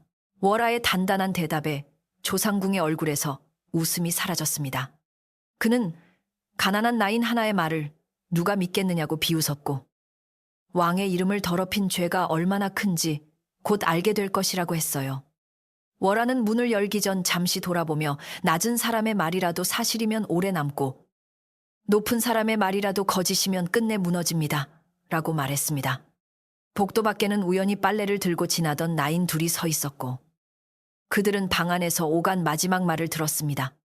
조상궁은 그들을 노려보았지만 이미 말은 문 밖으로 나간 뒤였습니다. 월아는 문 밖으로 나서며 자신의 무릎이 더는 떨리지 않는 것을 느꼈습니다. 약재 상자에 묶인 비단끈을 살피던 창고지기는 끈 끝에 작은 먹점 3개가 찍혀 있음을 발견했습니다. 그것은 왕이 보낸 물건의 표식이 아니라 별궁 창고에서 계절별 물품을 나누기 위해 쓰는 내부 표시였어요. 곧 도성에서 내려온 선물이 아니라 조상궁이 관리하던 창고 물건이라는 뜻이었습니다. 월화는 원래 물품 목록을 찾아 같은 표시가 적힌 줄을 확인했습니다. 약재의 수량과 포장 모양도 정확히 일치했지요. 창고지기는 자신이 보관을 소홀히 한 책임은 피하지 않겠다며 왕 앞에서 장부를 직접 내놓겠다고 말했습니다. 먹점 3개는 흐릿했지만 같은 손에서 찍힌 흔적은 분명하게 남아 있었습니다. 별궁의 늙은 서리도 조심스럽게 월화 편에 섰습니다. 그는 장부에 찍힌 조상궁의 도장 아래 먹빛이 다른 것을 보고 기록이 나중에 덧붙여졌다고 판단했어요. 오래된 먹은 종이에 깊이 스며들어 빛이 죽지만 새 먹은 기울여 보면 아직 번들거렸습니다. 서리는 월화가 왕의 특별한 물품을 받았다는 줄이 최근 며칠 사이에 쓰였다고 말했습니다. 그는 장부의 앞뒤장을 떼지 않고 통째로 봉에 두었고 봉한 자리에는 창고지기와 부엌일꾼들의 손도장을 함께 받았습니다. 누구도 혼자 내용을 바꾸지 못하게 하기 위해서였습니다. 서리는 봉한 장부를 자신의 방이 아니라 여러 사람이 드나드는 서고에 두었습니다. 증거가 하나씩 모이자 마을 사람들의 말도 달라지기 시작했습니다. 처음에는 왕의 사랑을 받은 여인을 구경하겠다며 담장 앞에 모였던 이들이 이제는 누가 거짓말을 만들었는지 궁금해했어요. 우물가 안악들은 자신들이 확인하지 않은 말을 옮긴 일을 부끄러워했고 몇몇은 월화에게 직접 사과하려 했습니다. 그러나 월화는 아직 모든 일이 끝난 것이 아니라며 누구의 편을 들기 전에 사실이 드러날 때까지 기다려 달라고 부탁했습니다. 그는 자신을 두둔하는 새 소문도 이전의 험담처럼 쉽게 커지는 것을 바라지 않았습니다. 월화는 사과를 서둘러 받지 않았고 먼저 진실을 끝까지 지켜보자고 했습니다. 만석은 왕의 행차 사흘 전 서당 마루의 증인들을 따로 불렀습니다. 복례와 순이, 마구간지기, 창고지기, 늙은 의원과 서리가 차례로 와 자신이 본 일을 말했어요. 만석은 한 사람의 말이 끝나기 전에 다른 사람이 끼어들지 못하게 했고 짐작이나 감정은 빼고 날짜와 장소만 다시 물었습니다. 서로 따로 기억한 이야기들은 놀라울 만큼 같은 방향을 가리켰습니다. 조상궁이 월화의 방에 물건을 넣고 편지를 가로채고 장부를 고쳐 왕의 총애라는 거짓 모양을 만든 흔적이 선명해졌지요. 서당 마루 아래로 찬바람이 들었지만 누구도 자리를 먼저 뜨지 않았습니다. 모임이 끝난 뒤 만석은 월화에게 사람들 앞에서 어떤 순서로 말할지 정하라고 했습니다. 월화는 먼저 무진과 사랑을 나누고 궁의 규율을 어긴 사실을 인정하기로 했어요. 그 다음 아이가 생긴 시기를 설명하고 왕이 머문 날짜와 맞지 않는다는 점을 밝히기로 했습니다. 마지막에는 편지와 나무패, 고쳐 쓴 장부, 약재 상자와 붉은 실을 내놓을 생각이었지요. 만석은 자신의 잘못을 먼저 인정하는 사람의 말은 남의 잘못만 외치는 말보다 멀리 간다 라고 한마디 했습니다. 월화는 그 순서를 마음에 새겼습니다. 월화는 자신이 받은 상처보다 아이의 이름을 깨끗이 남기는 일을 먼저 생각했습니다. 왕이 오기 이틀 전 별궁에는 종일 마른 바람이 불었습니다. 월화는 오래 간직해온 가장 깨끗한 흰 저고리를 꺼내 바느질이 풀린 곳을 고쳤어요. 화려한 옷을 입으면 사람들은 또 다른 뜻을 붙일 것이고 낡은 옷을 입으면 불쌍한 모습을 꾸민다고 할 수 있었습니다. 그래서 그는 그저 평소에 자신과 가장 닮은 옷을 골랐지요. 복례는 말없이 저고리를 다려주었고 순이는 떨어진 고름을 새 것으로 달아주었습니다. 세 사람은 부엌에서 묽은 죽을 나누어 먹으며 긴 말을 하지 않았습니다. 흰 저고리는 소박했지만 월화에게는 거짓을 입지 않겠다는 다짐처럼 느껴졌습니다. 그날 깊은 밤 창고 쪽에서 탄 냄새가 나기 시작했습니다. 복례가 가장 먼저 연기를 발견해 소리를 질렀고 월화와 부엌 일꾼들이 물동이를 들고 달려갔어요. 불은 장부를 보관한 작은 방의 문턱에서 시작되었지만 다행히 마른 지프로 옮겨 붙기 전에 꺼졌습니다. 문 옆에서는 기름 묻은 헝겊과 부러진 등잔심지가 발견되었지요. 사람들은 누군가 증거를 없애려 한 것이라 생각했지만 월화는 범인을 보지 못했으니 함부로 이름을 말하지 말라고 막았습니다. 불길보다 섣부른 단정이 더 멀리 번질 수 있었습니다. 순이는 물동이를 나르다 손을 떨었지만 끝까지 불길 곁을 떠나지 않았습니다. 불을 정리하던 복례는 아궁이 재 속에서 반쯤 탄 종이 한 장을 발견했습니다. 종이에는 월화가 무진에게 보낸 첫 답장의 일부가 남아 있었고 끝부분에는 중요한 이야기가 있으니 돌아와 달라는 문장이 겨우 읽혔어요. 조상궁이 감추었던 편지를 태우려다 완전히 없애지 못한 것이었습니다.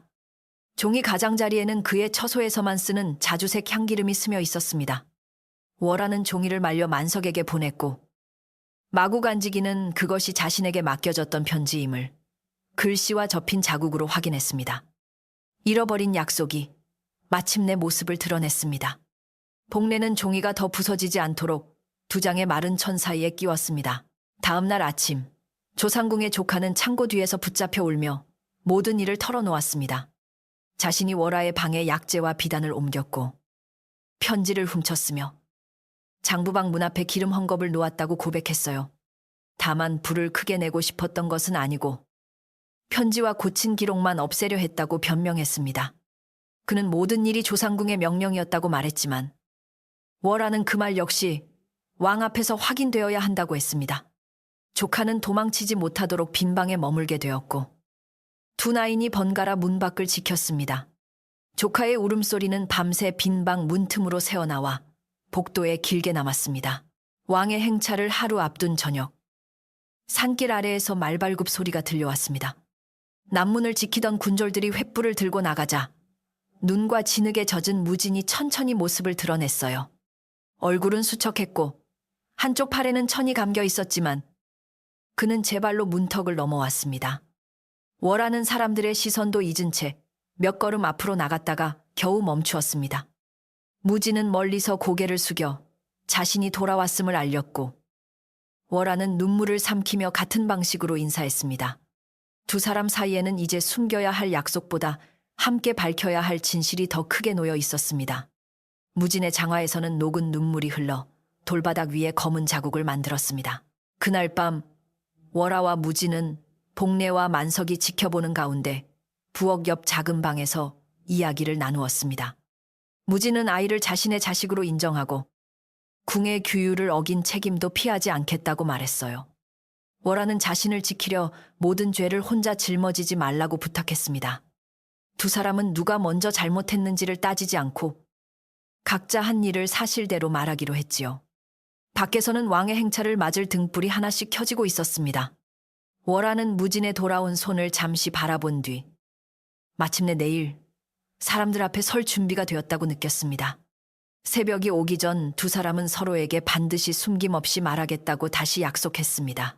왕이 별궁에 도착한 아침에는 밤새 내린 눈이 뜰을 희게 덮고 있었습니다. 붉은 대문이 열리자 말발굽 소리와 함께 차가운 바람이 안으로 밀려들었고 궁인들과 군졸들은 두 줄로 늘어서 고개를 숙였지요. 월하는 복례와 순이 곁에 서서 두 손을 가지런히 모았습니다. 무진은 남문 가까이에 자리를 잡았고 만석과 늙은 의원 석구는 마을 어른들과 함께 뜰 끝에 기다렸습니다. 모두가 오늘 무슨 일이 벌어질지 알고 있었지만 누구도 먼저 입을 열지 못했습니다. 왕은 사람들의 굳은 얼굴을 살핀 뒤 천천히 안채 앞 높은 마루에 앉았습니다. 조상궁은 가장 먼저 앞으로 나와 왕에게 깊이 절했습니다. 그는 월하가 왕의 은혜를 입고도 몰래 재물을 모았으며 왕실의 아이를 가진 사실까지 숨겨 별궁의 질서를 어지럽혔다고 말했어요. 목소리는 차분했지만 문장마다 월하를 죄인으로 몰아가는 날이 서려 있었습니다. 조상궁은 약재와 비단, 고쳐진 장부가 모두 월하의 욕심을 보여주는 증거라고 주장했지요. 뜰에 선 사람들 사이에서 낮은 웅성거림이 일었습니다. 월하는 얼굴을 들지 않았지만 아이를 감싼 두 손만큼은 흔들리지 않게 붙들었습니다. 무진은 한 걸음 앞으로 나가려다 월하의 뜻을 믿고 다시 멈추었습니다. 왕은 조상궁의 말을 끝까지 들은 뒤 월하에게 직접 대답하라고 했습니다. 월하는 천천히 앞으로 걸어나가 눈 위에 무릎을 꿇었어요. 그는 먼저 자신이 궁의 나인으로서 수문장 무진과 마음을 나누고 혼인을 허락받기 전에 아이를 가진 잘못을 숨기지 않겠다고 말했습니다. 뜰은 순식간에 조용해졌고 사람들은 월아가 왕의 아이를 주장할 것이라 예상했던 생각이 틀렸음을 깨달았습니다.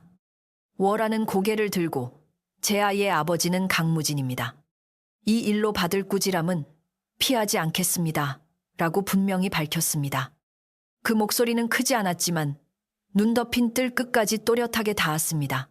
무진은 곧 월아 곁으로 나아가 함께 무릎을 꿇었습니다. 그는 먼 고을로 떠나기 전 월아와 서로의 마음을 확인했고 돌아오면 궁을 나가 혼인하기로 약속했다고 말했어요. 아이가 자신의 자식임을 부정하지 않으며 월아 한 사람에게 책임을 돌리지 않겠다고도 했습니다.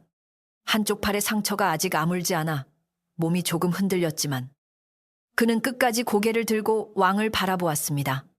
왕이 어째서 지금까지 침묵했느냐고 묻자 무진은 소식을 늦게 받았고 돌아오는 길이 막혀 제때 곁에 서지 못했다고 답했습니다. 월아는 그 말을 듣고 처음으로 길게 숨을 내쉬었습니다. 왕은 늙은 의원 석구를 앞으로 불러 아이가 생긴 때를 따져 물었습니다. 석구는 수십 년 동안 마을의 산모들을 돌본 경험을 바탕으로 월아의 몸 상태와 처음 이상을 느낀 날짜를 설명했어요. 그는 아이가 왕이 별궁에 머물기 전부터 생겼을 가능성이 매우 크며 지금의 달수와도 맞는다고 말했습니다. 왕은 수행하던 의원에게도 따로 확인하게 했고 그 역시 계산이 어긋나지 않는다고 고개를 끄덕였지요. 뜰의 웅성거림은 조금씩 잦아들었습니다. 왕의 아이를 숨겼다는 조상궁의 첫 주장은 바로 그 자리에서 흔들리기 시작했습니다. 조상궁은 입술을 깨물며 다음 말을 준비했습니다. 만석은 왕의 허락을 받아 나무함을 열고 무진의 편지와 날짜가 적힌 종이들을 꺼냈습니다. 그는 각 편지가 언제 도착했고 누구의 손을 거쳤는지 차례대로 설명했어요. 무진이 월아와 혼인을 약속한 문장, 아이의 소식을 들은 뒤 책임을 함께 지겠다고 쓴 문장이 사람들 앞에서 읽혔습니다. 왕은 편지의 글씨를 무진에게 다시 쓰게 하여 같은 손인지 살피게 했고 오래된 접힌 자국과 먼 고을 군영의 표식도 확인했습니다. 월아는 편지를 바라보며 그동안 혼자 견딘 밤들을 떠올렸습니다. 조상궁은 편지가 뒤늦게 꾸며진 것일 수 있다고 말했지만 군영의 관리까지 날짜를 증명하는 문서를 함께 보냈습니다. 마구 간지기는 떨리는 다리로 앞으로 나와 월아의 첫 답장을 맡았던 일을 고백했습니다. 그는 조상궁의 조카가 자신의 방에 들어와 편지를 가져갔고 이후 조상궁이 눈길 탓에 보내지 못했다고 거짓말하도록 겁을 주었다고 말했어요. 자신의 자리를 잃을까 두려워 침묵한 잘못도 인정했습니다. 왕이 왜 이제야 말하느냐고 묻자 그는 한 사람의 명예가 무너지는 것을 보면서도 입을 닫은 제 침묵이 더 큰 죄가 되었습니다. 라고 답했습니다. 조상궁은 그가 월아에게 매수되었다고 몰아붙였지만 마구 간지기는 받은 것이 없으며 자신의 잘못까지 함께 벌해달라고 고개를 숙였습니다. 복례는 반쯤 탄 편지를 두 장의 마른 천 사이에서 꺼내 보였습니다. 종이에는 월아가 무진에게 중요한 이야기가 있으니 돌아와 달라고 쓴 문장이 남아 있었고 가장자리에는 자주색 향기름 자국이 배어 있었어요. 복례는 그 향기름이 조상궁의 처소에서만 쓰였다는 사실을 부엌 사람들 모두가 안다고 말했습니다. 또한 장부방 문턱에서 발견된 기름 헝겊과 탄 종이의 냄새가 같았다고 설명했지요. 왕은 물건을 맡은 관리에게 자국을 살피게 했고 관리도 같은 기름일 가능성이 높다고 답했습니다. 조상궁의 얼굴은 눈보다 창백해졌지만 그는 여전히 자신과 무관한 일이라고 부인했습니다. 창고지기는 약재 상자와 비단 2필을 가져와 왕 앞에 내려놓았습니다.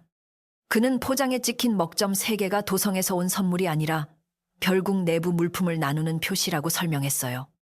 원래 목록과 수량도 정확히 맞았고 상자를 묶은 붉은 실은 조상궁의 조카가 옮기다 떨어뜨린 실과 같은 것이었습니다. 늙은 서리는 장부에서 월아가 특별한 물품을 받은 것으로 적힌 줄이 다른 기록보다 훨씬 새롭다고 밝혔지요. 종이를 기울이면 먹빛이 아직 번들거렸고 도장 아래 번진 자국도 뒤늦게 찍힌 흔적을 보였습니다. 사람들은 이제 서로의 얼굴을 바라보며 이전의 소문을 부끄러워하기 시작했습니다.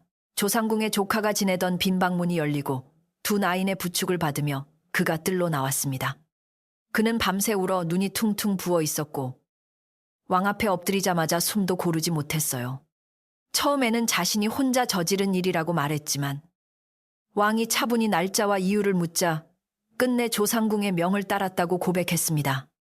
월화의 방에 비단과 약재를 넣고 편지를 훔쳤으며 장부방 문 앞에 기름 헝겊을 둔 것도 자신이라고 했지요. 조상궁은 조카가 벌을 피하려 거짓말한다고 소리쳤지만 조카는 얼굴을 들고 같은 명령을 여러 번 들었다고 울며 되풀이했습니다. 왕은 조상궁에게 마지막으로 스스로 할 말이 있는지 물었습니다. 조상궁은 처음에는 별궁의 질서를 지키려 했을 뿐이라고 주장했어요. 월화 같은 낮은 나이니 왕의 눈에 들면 궁한 사람들이 흔들릴까 걱정되어 조금 겁을 주려 했다고 말했습니다. 그러나 왕은 사람의 방에 재물을 숨기고 편지를 가로채며 불음까지 내려 한 일이 어떻게 질서를 지키는 일이냐고 되물었지요. 조상궁은 대답하지 못하고 눈 위에 손을 짚었습니다. 왕은 자신의 이름을 이용해 거짓 은혜를 꾸미고 한 여인과 태어나지 않은 아이의 명예를 흔든 일이 가장 무겁다고 말했습니다. 뜰에는 바람 소리만 낮게 지나갔습니다. 월화는 조상궁이 벌을 받는 모습을 바라보며 기쁨을 느끼지 못했습니다. 자신을 괴롭힌 사람이었지만 오랫동안 별궁의 살림을 맡아온 늙은 여인이 눈 위에서 작아지는 모습은 쓸쓸했어요. 왕이 월화에게 바라는 처벌이 있느냐고 묻자 그는 잠시 생각한 뒤 고개를 저었습니다. 제가 바라는 것은 제 아이와 무진의 이름이 거짓에서 벗어나는 일뿐입니다. 벌은 전하께서 정하실 일입니다. 라고 답했지요. 왕은 그 말을 듣고 월화를 오래 바라보았습니다. 마을 사람들 역시 월화가 복수를 요구하지 않는 것을 보며 그가 처음부터 지키려 한 것이 높은 자리나 재물이 아니었음을 깨달았습니다. 왕은 조상궁에게 별궁의 열쇠와 장부를 모두 내놓게 했습니다. 그는 다시는 궁의 살림을 맡지 못하게 하고 고향으로 돌아가 남은 생을 조용히 보내라고 명했어요. 불을 지르려 한 일과 거짓 기록에 대한 책임은 따로 조사하되 나이가 많고 불이 크게 번지지 않은 점을 살펴 목숨을 위협하는 벌은 내리지 않았습니다. 조상궁의 조카 역시 별궁에서 물러나되 자신이 망가뜨린 장부방과 창고를 고치는 일에 먼저 참여하게 했지요. 왕은 두 사람에게 남의 자리를 빼앗아 얻은 자리는 끝내 자신의 자리가 되지 못한다라고 낮게 말했습니다. 조상궁은 끝내 변명하지 못했습니다. 그다음 왕은 월화와 무진의 잘못을 따로 물었습니다. 두 사람은 궁의 허락 없이 마음을 나누고 아이를 가진 규율 위반을 인정했어요. 왕은 궁의 법이 사람의 마음을 모두 막을 수는 없지만 함께 사는 곳에 약속을 어긴 책임까지 없앨 수는 없다고 말했습니다. 그러나 두 사람이 아이를 버리거나 서로에게 죄를 떠넘기지 않았고 공개된 자리에서 자신의 잘못부터 인정한 점은 다르게 보아야 한다고 했지요. 왕은 월화를 나인의 자리에서 무진을 수문장의 자리에서 물러나게 하되 죄인으로 묶어 내쫓지는 않겠다고 결정했습니다. 두 사람은 그 판결을 조용히 받아들였습니다. 왕은 별궁 아래 마을에 오래 비어있던 작은 기와집과 밭 한 병기를 두 사람에게 내어주라고 명했습니다. 그것은 왕의 아이를 낳는 여인에게 주는 상이 아니라 창고의 곡식을 지킨 월화와 오랫동안 국문을 성실히 지킨 무진에게 주는 마지막 품삯이라고 분명히 했어요. 또한 혼인을 허락해 아이가 태어나기 전에 떳떳한 가정을 이루게 하였습니다. 월화는 뜻밖의 배려에 눈을 들지 못했고 무진은 깊이 절하며 받은 집을 욕심으로 넓히지 않고 마을을 위해 살겠다고 약속했습니다. 왕은 높은 자리를 주는 것보다 마음 놓고 돌아갈 곳을 주는 편이 두 사람에게 맞을 것이라 생각했습니다. 모든 판결이 끝나자 왕은 뜰에 모인 사람들을 둘러보았습니다. 그는 확인되지 않은 말을 옮긴 사람도 거짓을 만든 이의 손을 도운 것이라며 마을과 궁의 사람들 모두 자신의 입을 돌아보라고 했어요. 우물가 안악들과 어린 나인들, 군졸 몇 명이 고개를 더 깊이 숙였습니다. 왕은 누구의 이름도 따로 불러벌하지 않았지만 부끄러움은 사람들의 얼굴에 오래 남았지요. 만석은 곁에서 소문은 주인이 없지만 상처에는 반드시 주인이 생긴다 라고 한마디 했습니다. 그 말 뒤로 누구도 핑계를 대지 않았습니다. 눈 위에 비친 오후, 햇빛이 조금씩 부드러워지고 있었습니다. 왕이 안채로 돌아간 뒤 사람들은 한동안 뜰을 떠나지 못했습니다. 긴장으로 굳어있던 다리가 갑자기 풀린 듯 모두 천천히 움직였어요. 복례는 월화에게 다가와 차가워진 손을 잡고 부엌으로 데려갔습니다. 순이는 눈물을 닦으며 월아의 흰 저고리 끝에 묻은 눈을 털어주었지요. 무지는 따라가고 싶었지만 남은 절차를 마쳐야 해 잠시 뒤에야 부엌 문을 열었습니다. 세 사람은 서로를 바라보다가 아무 말 없이 웃었습니다. 복례는 따뜻한 무국을 그릇에 담으며 큰일이 끝난 날에는 뜨거운 국물부터 천천히 마셔야 한다라고 말했습니다. 그날 오후부터 마을 사람들은 월아와 무진이 살게 될 빈 기와집을 치우기 시작했습니다. 지붕 한쪽은 오래되어 기와가 내려앉았고 마당에는 마른 잡초가 허리까지 자라 있었어요. 처음에는 왕의 명을 따르기 위해 나온 이들이 많았지만 일을 시작하고 나자 각자 자신이 옮긴 소문을 갚고 싶은 마음도 생겼습니다. 남자들은 썩은 석가래를 바꾸고 안악들은 방 안의 먼지를 쓸어냈지요. 아이들은 우물가에 쌓인 낙엽을 모았습니다. 월아는 몸이 무거워 큰일을 하지 못했지만 부엌 선반을 닦고 깨진 그릇을 골라내며 새 집의 첫 손길을 보탰습니다. 무지는 남문에서 쓰던 자신의 작은 괴짝을 기와집으로 옮겼습니다. 안에는 낡은 옷 2벌과 어머니가 보내준 나무패, 월아에게 주려 모아둔 집신 한 켤레가 들어 있었어요. 월아는 집신을 받아들고 오래 바라보다가 이것을 신을 나를 기다리느라 겨울이 참 길었습니다. 라고 말했습니다. 무지는 미안하다는 말을 하려 했지만 월아는 고개를 저었습니다. 돌아온 것만으로 충분하다고 했죠. 두 사람은 빈방 가운데 괴짝을 놓고 창호지를 새로 바를 자리를 살폈습니다. 아직 집은 춥고 어수선했지만 처음으로 남의 허락 없이 함께 머물 수 있는 공간이었습니다. 복례는 부엌의 아궁이를 살피고 오래 막혀있던 연기기를 뚫었습니다. 마른 솔가지를 넣고 불을 붙이자 처음에는 연기가 방 안으로 퍼졌지만 잠시 뒤 처마 위로 가느다란 연기 한 줄이 올라갔어요. 마을 안악들은 무와 배추, 된장 한 덩이를 가져왔고 마구 간지기는 잘 마른 장작을 지게로 날랐습니다. 순이는 새솜을 조금 얻어와 아이가 태어나면 덮을 작은 이불을 만들겠다고 했지요. 월아는 사람들의 도움을 받을 때마다 감사하면서도 그들이 죄책감 때문에 지나치게 애쓰지 않기를 바랐습니다. 그는 오늘부터는 서로를 빚진 사람으로만 보지 말자고 말했습니다. 해가 기울 무렵 새집 마당에는 따뜻한 국 냄새가 퍼졌습니다.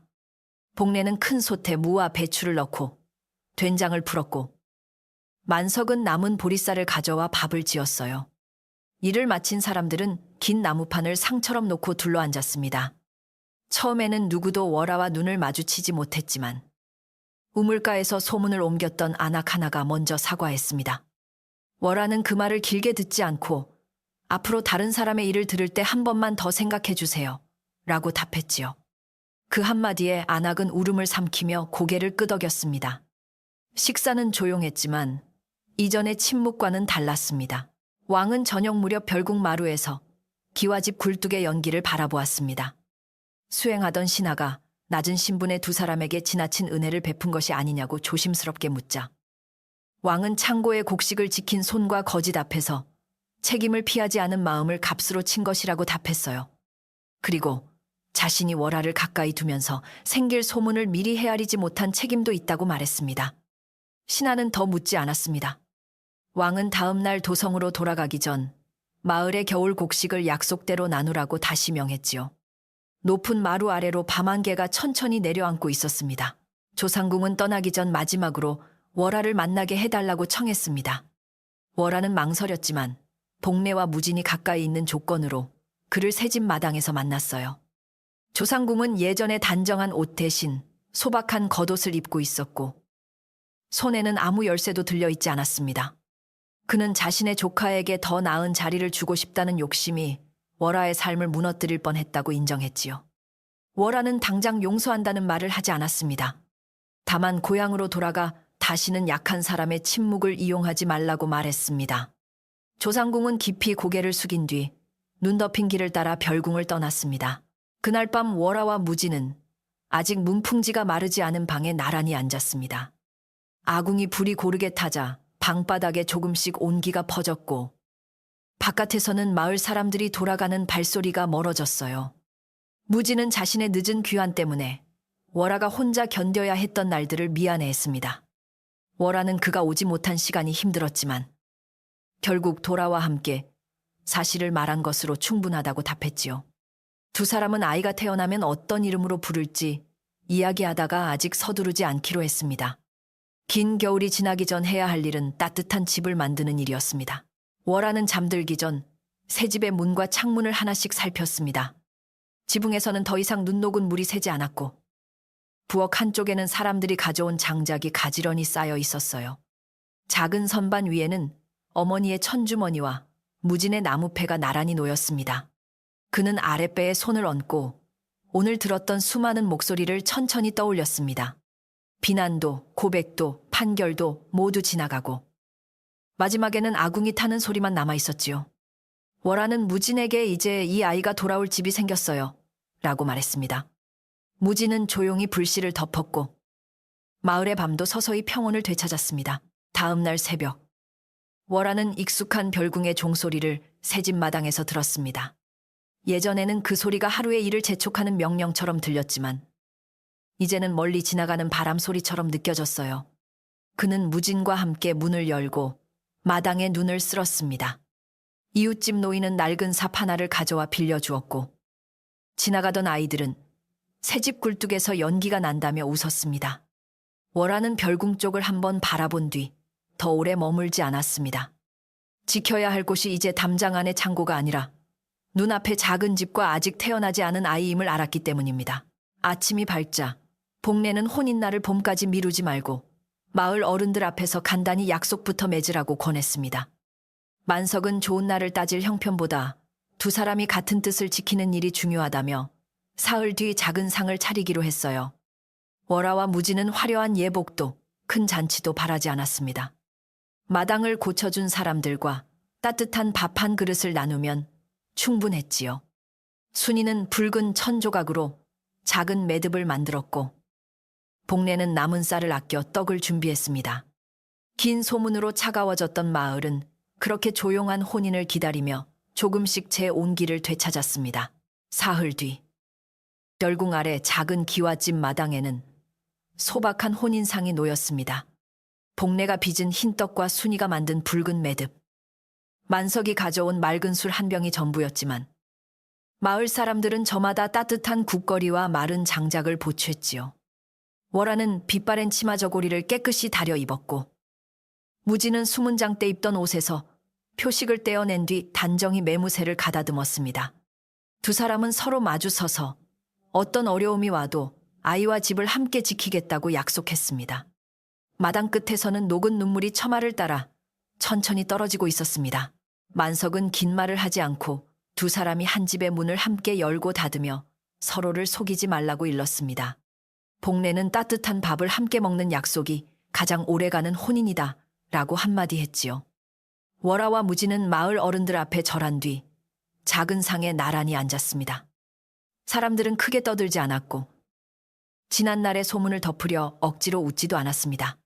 다만 국그릇을 서로 건네고 떡을 나누며 두 사람이 이제 누구의 눈치도 보지 않고 같은 집으로 돌아갈 수 있음을 조용히 축하했습니다. 그날의 웃음은 크지 않았지만 누구의 마음도 억지로 흔들지 않았습니다. 혼인 뒤에도 겨울은 한동안 물러가지 않았습니다. 새벽이면 마당의 물동이가 얇게 얼었고 산등성이에는 오래된 눈이 푸르게 남아 있었지요.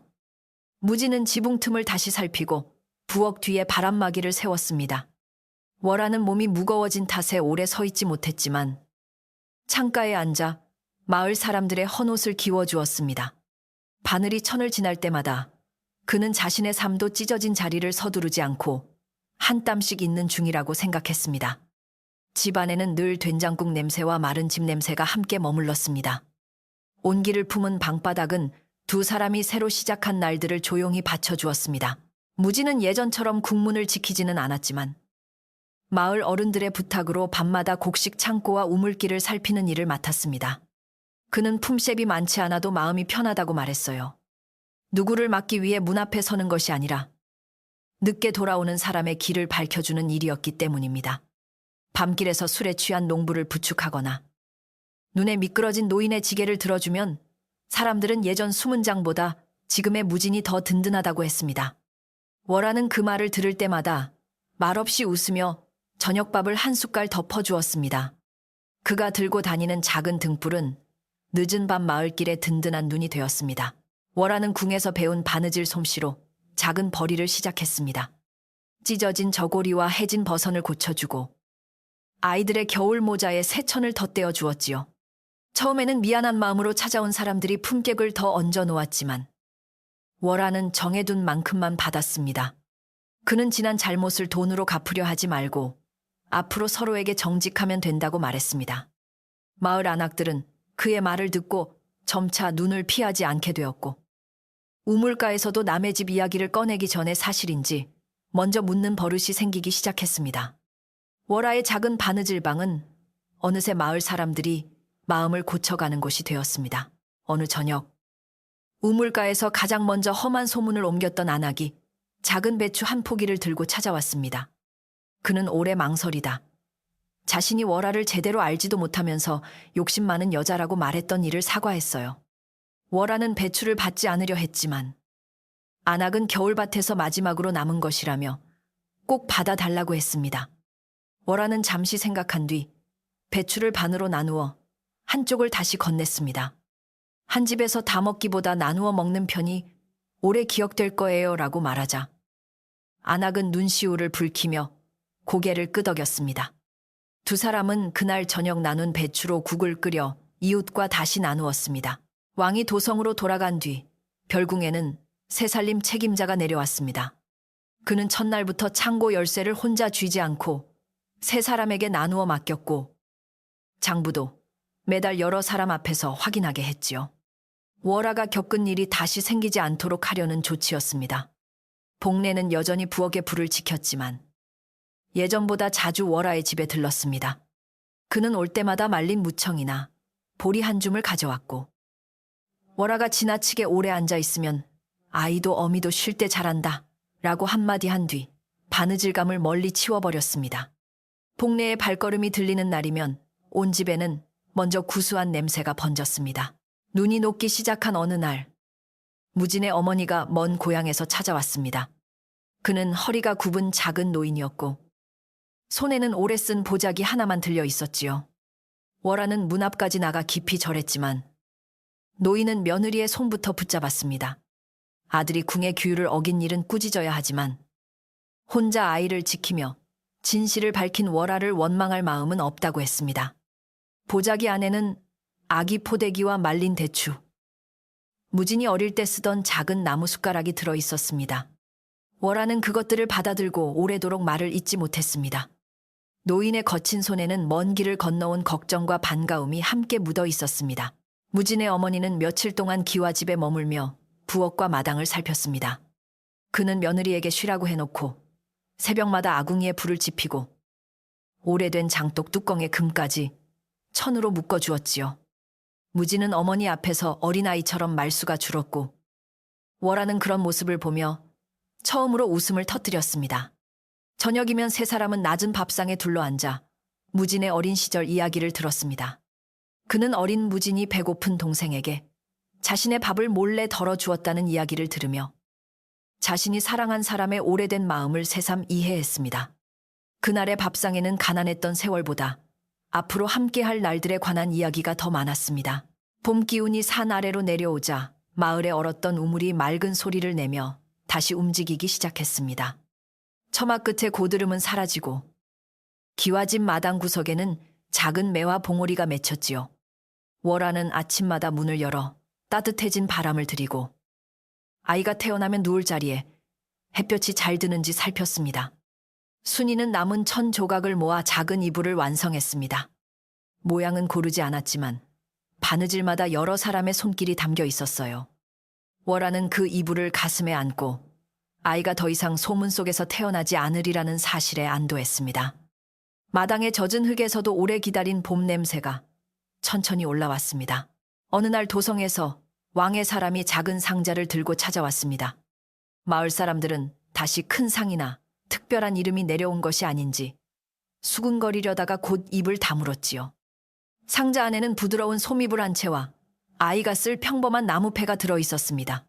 함께 온 짧은 글에는 아이가 부모의 이름과 사랑 안에서 자라기를 바란다는 뜻만 적혀 있었어요. 왕은 어떤 높은 신분도 붙이지 않았고 별도의 은혜도 약속하지 않았습니다. 월아는 그 배려가 오히려 고마워 이불을 오래 쓰다듬은 뒤 상자를 조용히 선반 위에 올려두었습니다. 그 상자는 화려하지 않았지만 아이를 둘러싼 오해를 조용히 끝내주었습니다. 봄비가 사흘 동안 내린 뒤 월아의 진통이 시작되었습니다. 복례와 무진의 어머니, 마을의 안악들이 서둘러 방을 덮이고 따뜻한 물을 준비했지요. 무진은 마당을 수없이 오가며 장작을 나르고도 무엇을 더 해야 할지 몰라 손만 비볐습니다. 복례는 문을 열어 그에게 기다리는 것도 함께 견디는 일이다 라고 한마디 한 뒤 다시 방으로 들어갔습니다. 빗소리는 처마를 고르게 두드렸고 월아는 긴 숨을 내쉬며 아이를 세상으로 맞을 준비를 했습니다. 새벽이 가까워질수록 방 안의 등불은 더 따뜻하게 흔들렸습니다. 마당 한쪽에서는 빗물바지 항아리가 가득 차 넘치는 소리를 내고 있었습니다. 동이 트기 직전 건강한 사내 아이의 울음소리가 기와집 안을 가득 채웠습니다. 마당에 서 있던 무진은 그 소리를 듣자 그대로 주저앉아 두 손으로 얼굴을 가렸어요. 복례가 문을 열고 들어오라 하자 그는 발을 떼지 못하다가 겨우 방 안으로 들어갔습니다. 월아는 지친 얼굴로 아이를 품에 안고 있었고 아이의 작은 손은 어머니의 옷깃을 힘껏 움켜쥐고 있었지요. 무진은 가까이 다가가 아이의 이마를 바라보다가 늦지 않게 곁에 있겠습니다라고 속삭였습니다. 월아는 말없이 그의 손을 아이 곁에 포개었습니다. 아이의 울음은 긴 겨울 동안 닫혀있던 집의 문을 활짝 여는 소리 같았습니다. 아이의 이름은 온이라는 짧고 따뜻한 이름으로 정했습니다. 추운 겨울을 지나 온 집에 따뜻함이 머물기를 바라는 뜻이었지요. 만석은 이름을 종이에 또박또박 적어주었고 복례는 아이를 안으며 이제 이 집에는 밤마다 꺼지지 않는 작은 불이 생겼다고 했습니다. 마을 사람들은 떡과 미역, 달걀을 가져왔지만 오래 머물며 산모를 힘들게 하지 않았습니다. 모두 문 앞에서 아이의 울음소리만 듣고 조용히 돌아갔어요. 월하는 사람들이 배운 배려가 말보다 행동으로 남는 것을 보며 마음 깊이 안심했습니다. 온이는 작은 숨을 고르게 내쉬며 어머니 품에서 오래 편안히 잠들었습니다.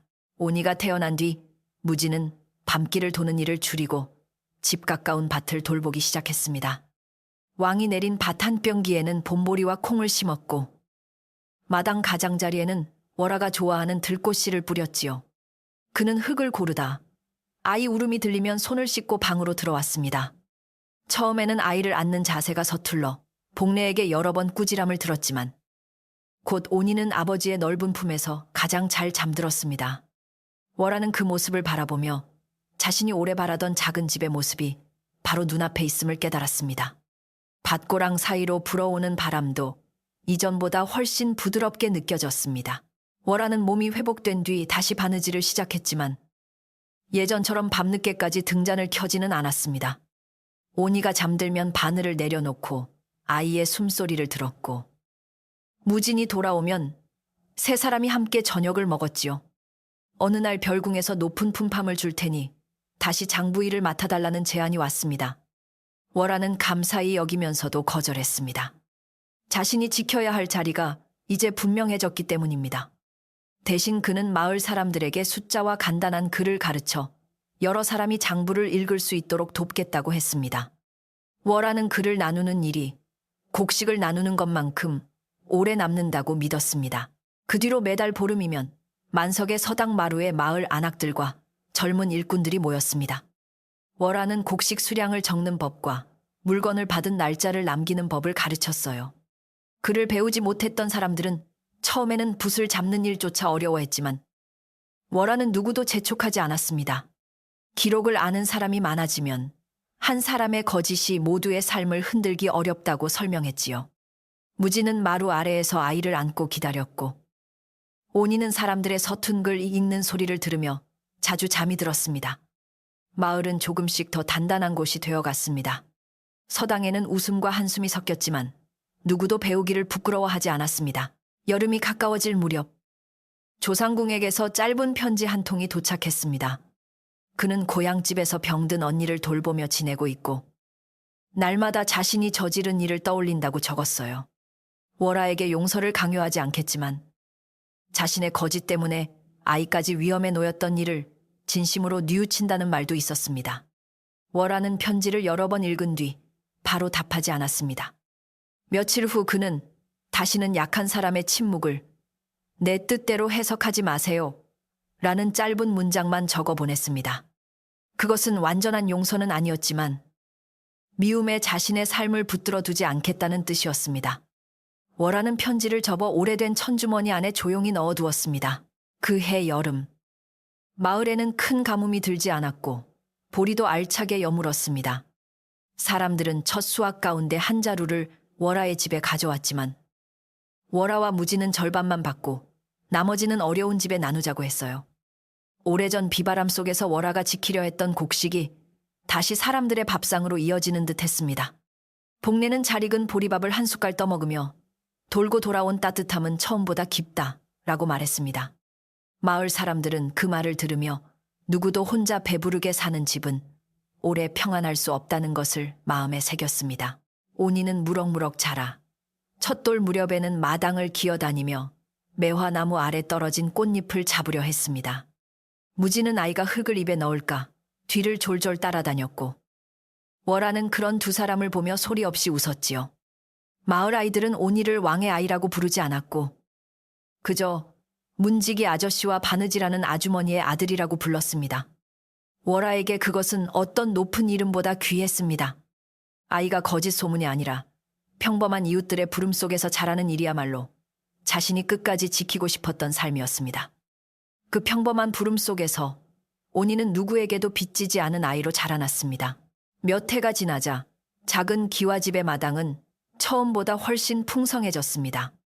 무진이 심은 매화나무는 봄마다 흰 꽃을 피웠고 월화가 가꾼 장독대 곁에는 봉숭아와 들국화가 계절을 바꾸어 피었지요. 오니는 우물물을 찾는 법과 어른에게 인사하는 법을 배우며 자랐습니다. 밤이 되면 복내가 들려주는 옛 이야기를 듣다가 어머니 무릎에서 잠들곤 했어요.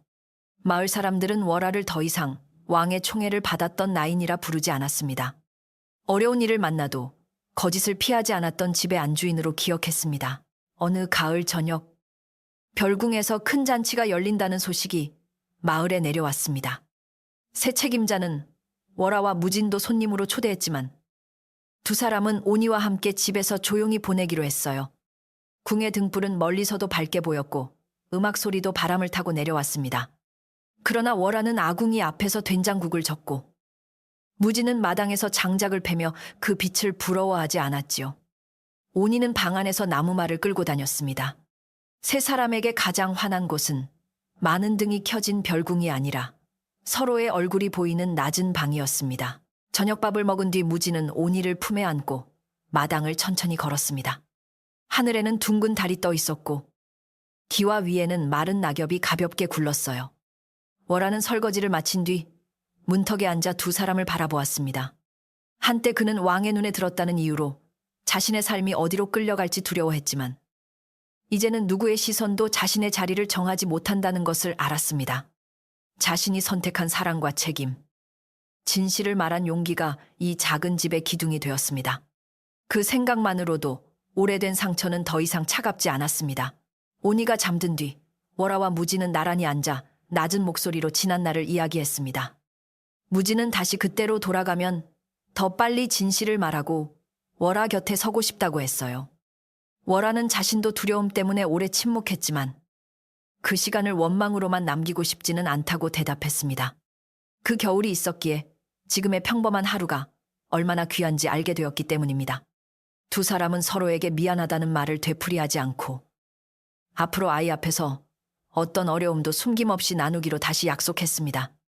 아궁이 속 장작이 조용히 갈라지는 소리가 들렸습니다. 밤이 깊어지자 마을의 등불이 하나씩 꺼졌습니다. 별궁의 높은 지붕도 어둠 속에 잠겼고 우물가와 빨래터에는 바람만 가볍게 머물렀지요.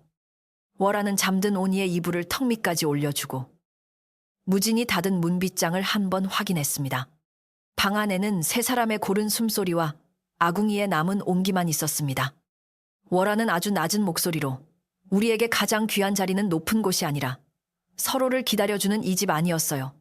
라고 말했습니다. 무진은 미소로 대답했고 두 사람은 오래도록 평온한 침묵 속에 앉아 있었습니다. 창밖에서는 달빛이 장독대 위에 내려앉아 작은 집을 은은히 감싸고 있었습니다. 그 뒤로 사람들은 겨울밤 아이들이 잠들지 못할 때마다 월화의 이야기를 들려주었습니다. 가난한 나인이 왕의 총애를 받았다는 이야기가 아니라 거짓 소문 속에서도 사랑하는 사람과 아이의 이름을 지켜낸 여인의 이야기였지요. 이야기를 듣는 이들은 높은 자리보다 따뜻한 집이 귀하고 남의 말을 옮기기 전에 한 번 더 생각해야 한다는 것을 배웠습니다. 그리고 별궁 아래 작은 기와집에서는 해마다 매화가 피고 저녁마다 된장국 냄새가 담장을 넘어 퍼졌어요.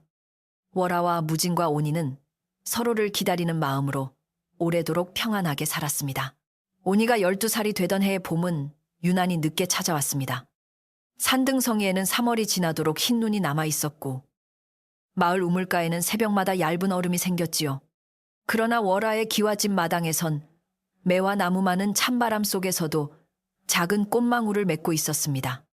온이는 매일 아침 꽃망울의 수를 세며 봄이 얼마나 가까이 왔는지 짐작했습니다. 무지는 그런 아들을 보며 꽃은 재촉한다고 빨리 피는 것이 아니니 기다리는 법부터 배우라고 말했고 월화는 부엌에서 따뜻한 보리차를 내오며 조용히 웃었습니다. 온이는 아버지를 닮아 키가 또래보다 컸고 어머니를 닮아 말하기 전에 상대의 얼굴부터 살피는 아이였습니다. 마을 아이들이 장난을 치다 싸우면 누구의 편을 먼저 들기보다 양쪽의 이야기를 들었고 길에서 늙은이를 만나면 지게의 가벼운 쪽이라도 대신 들었습니다. 사람들은 그런 온이를 보며 부모의 마음을 고스란히 물려받았다고 칭찬했지요. 하지만 온이는 자신이 태어나기 전 부모가 겪은 일을 자세히 알지 못했습니다. 마을 어른들이 가끔 왕의 별궁과 눈 내린 뜰을 이야기하면 월화는 오래된 일을 아이의 등에 짐처럼 얹고 싶지 않다며 화제를 돌렸습니다. 온이가 알고 있는 것은 어머니가 한때 별궁에서 일했고 아버지는 남문을 지켰으며 두 사람이 큰 어려움 끝에 지금의 집에서 살게 되었다는 것뿐이었습니다. 자신이 태어났을 때 왕이 소미불을 보내주었다는 이야기도 들었지만 그 이불이 왜 특별했는지는 알지 못했지요. 온이는 궁금할 때마다 묻고 싶었지만 월화의 얼굴에 잠깐 지나가는 그늘을 보면 질문을 삼켰습니다. 대신 그는 서당에서 글을 배우고 집에 돌아오면 아버지와 밭을 돌보며 평범하고 따뜻한 하루를 소중히 여겼습니다. 그 해 봄, 마을 어귀에 낯선 여인이 나타났습니다. 그는 빛이 바랜 겉옷을 입고 작은 보따리 하나를 안은 채 여러 집의 문을 두드렸으나 사람들은 이름을 듣자마자 문을 닫았어요. 여인의 이름은 연실이었습니다. 오래전 조상궁의 명을 받아 월화의 방에 비단과 약재를 옮기고 편지를 훔쳤던 바로 그 조카였지요. 세월이 흐르는 동안 연실의 머리에는 흰빛이 섞였고 얼굴은 나이보다 깊이 패여 있었습니다. 그러나 그를 알아본 사람들의 눈에는 여전히 오래전 불길과 거짓 장부의 기억이 먼저 떠올랐습니다.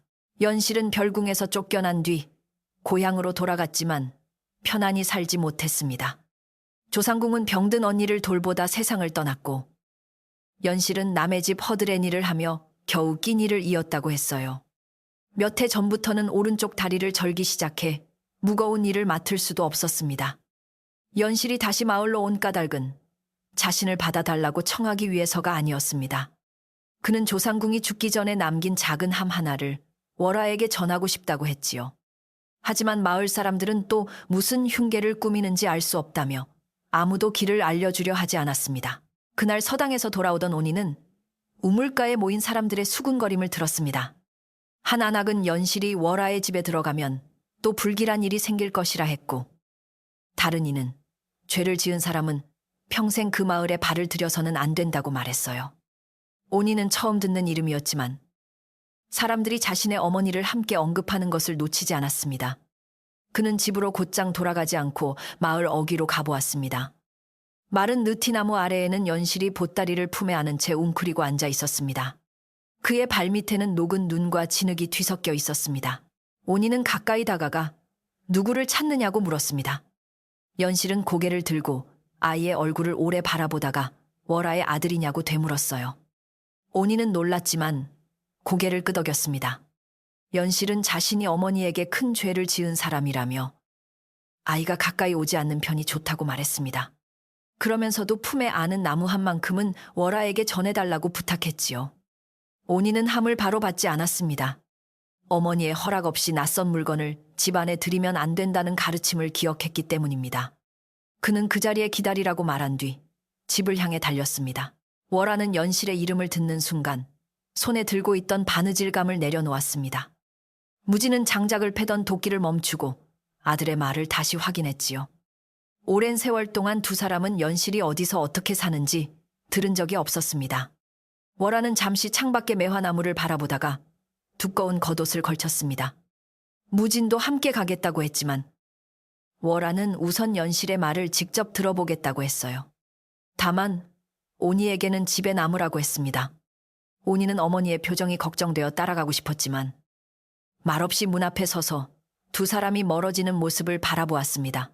월아가 마을 어귀에 도착했을 때 연실은 자리에서 일어나려다 넘어질 뻔했습니다. 그는 월아를 보자 곧바로 진흙 위에 무릎을 꿇었어요. 월아는 절을 받지 않고 일어나라고 했지만 연실은 얼굴을 들지 못했습니다.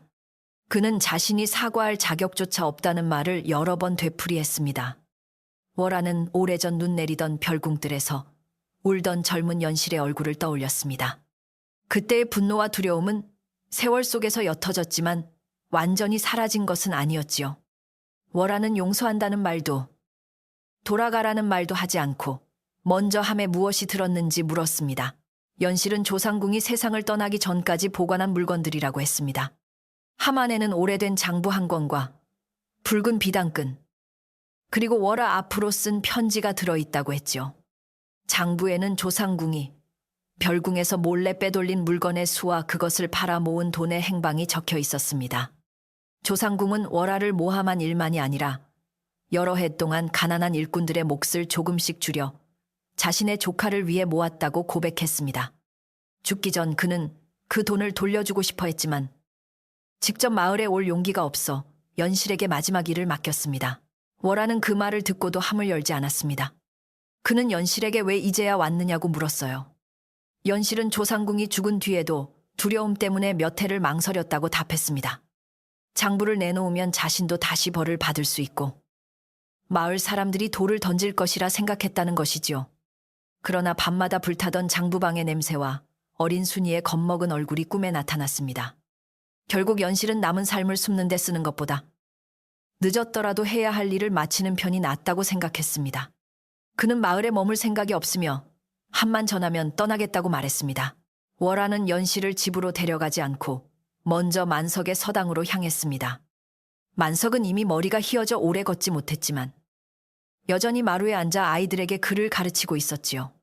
그는 함을 본 뒤 마을 어른들과 별궁의 새 책임자가 함께 있는 자리에서 열어야 한다고 했습니다. 그리고 연실에게 늦게 온 진실은 제 길을 잃은 것이 아니라 오래 돌아온 것이다 라고 한마디 했어요.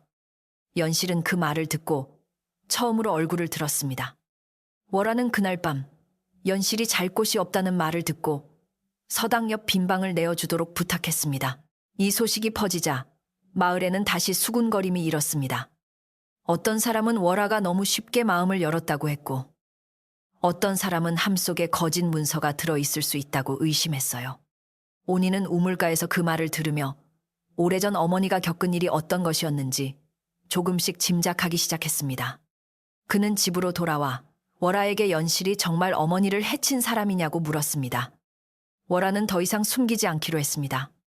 그는 온이가 태어나기 전 퍼졌던 소문과 조상궁의 거짓, 무진의 편지, 눈 내리는 뜰에서 진실을 밝힌 날을 차분히 들려주었습니다.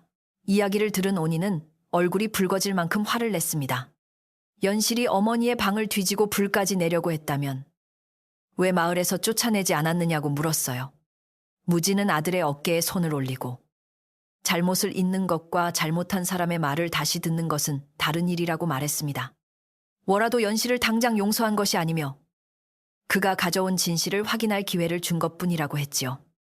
그리고 오래전 자신을 괴롭힌 소문도 사람들이 제대로 듣지 않고 화부터 냈기 때문에 커졌다는 사실을 일러주었습니다.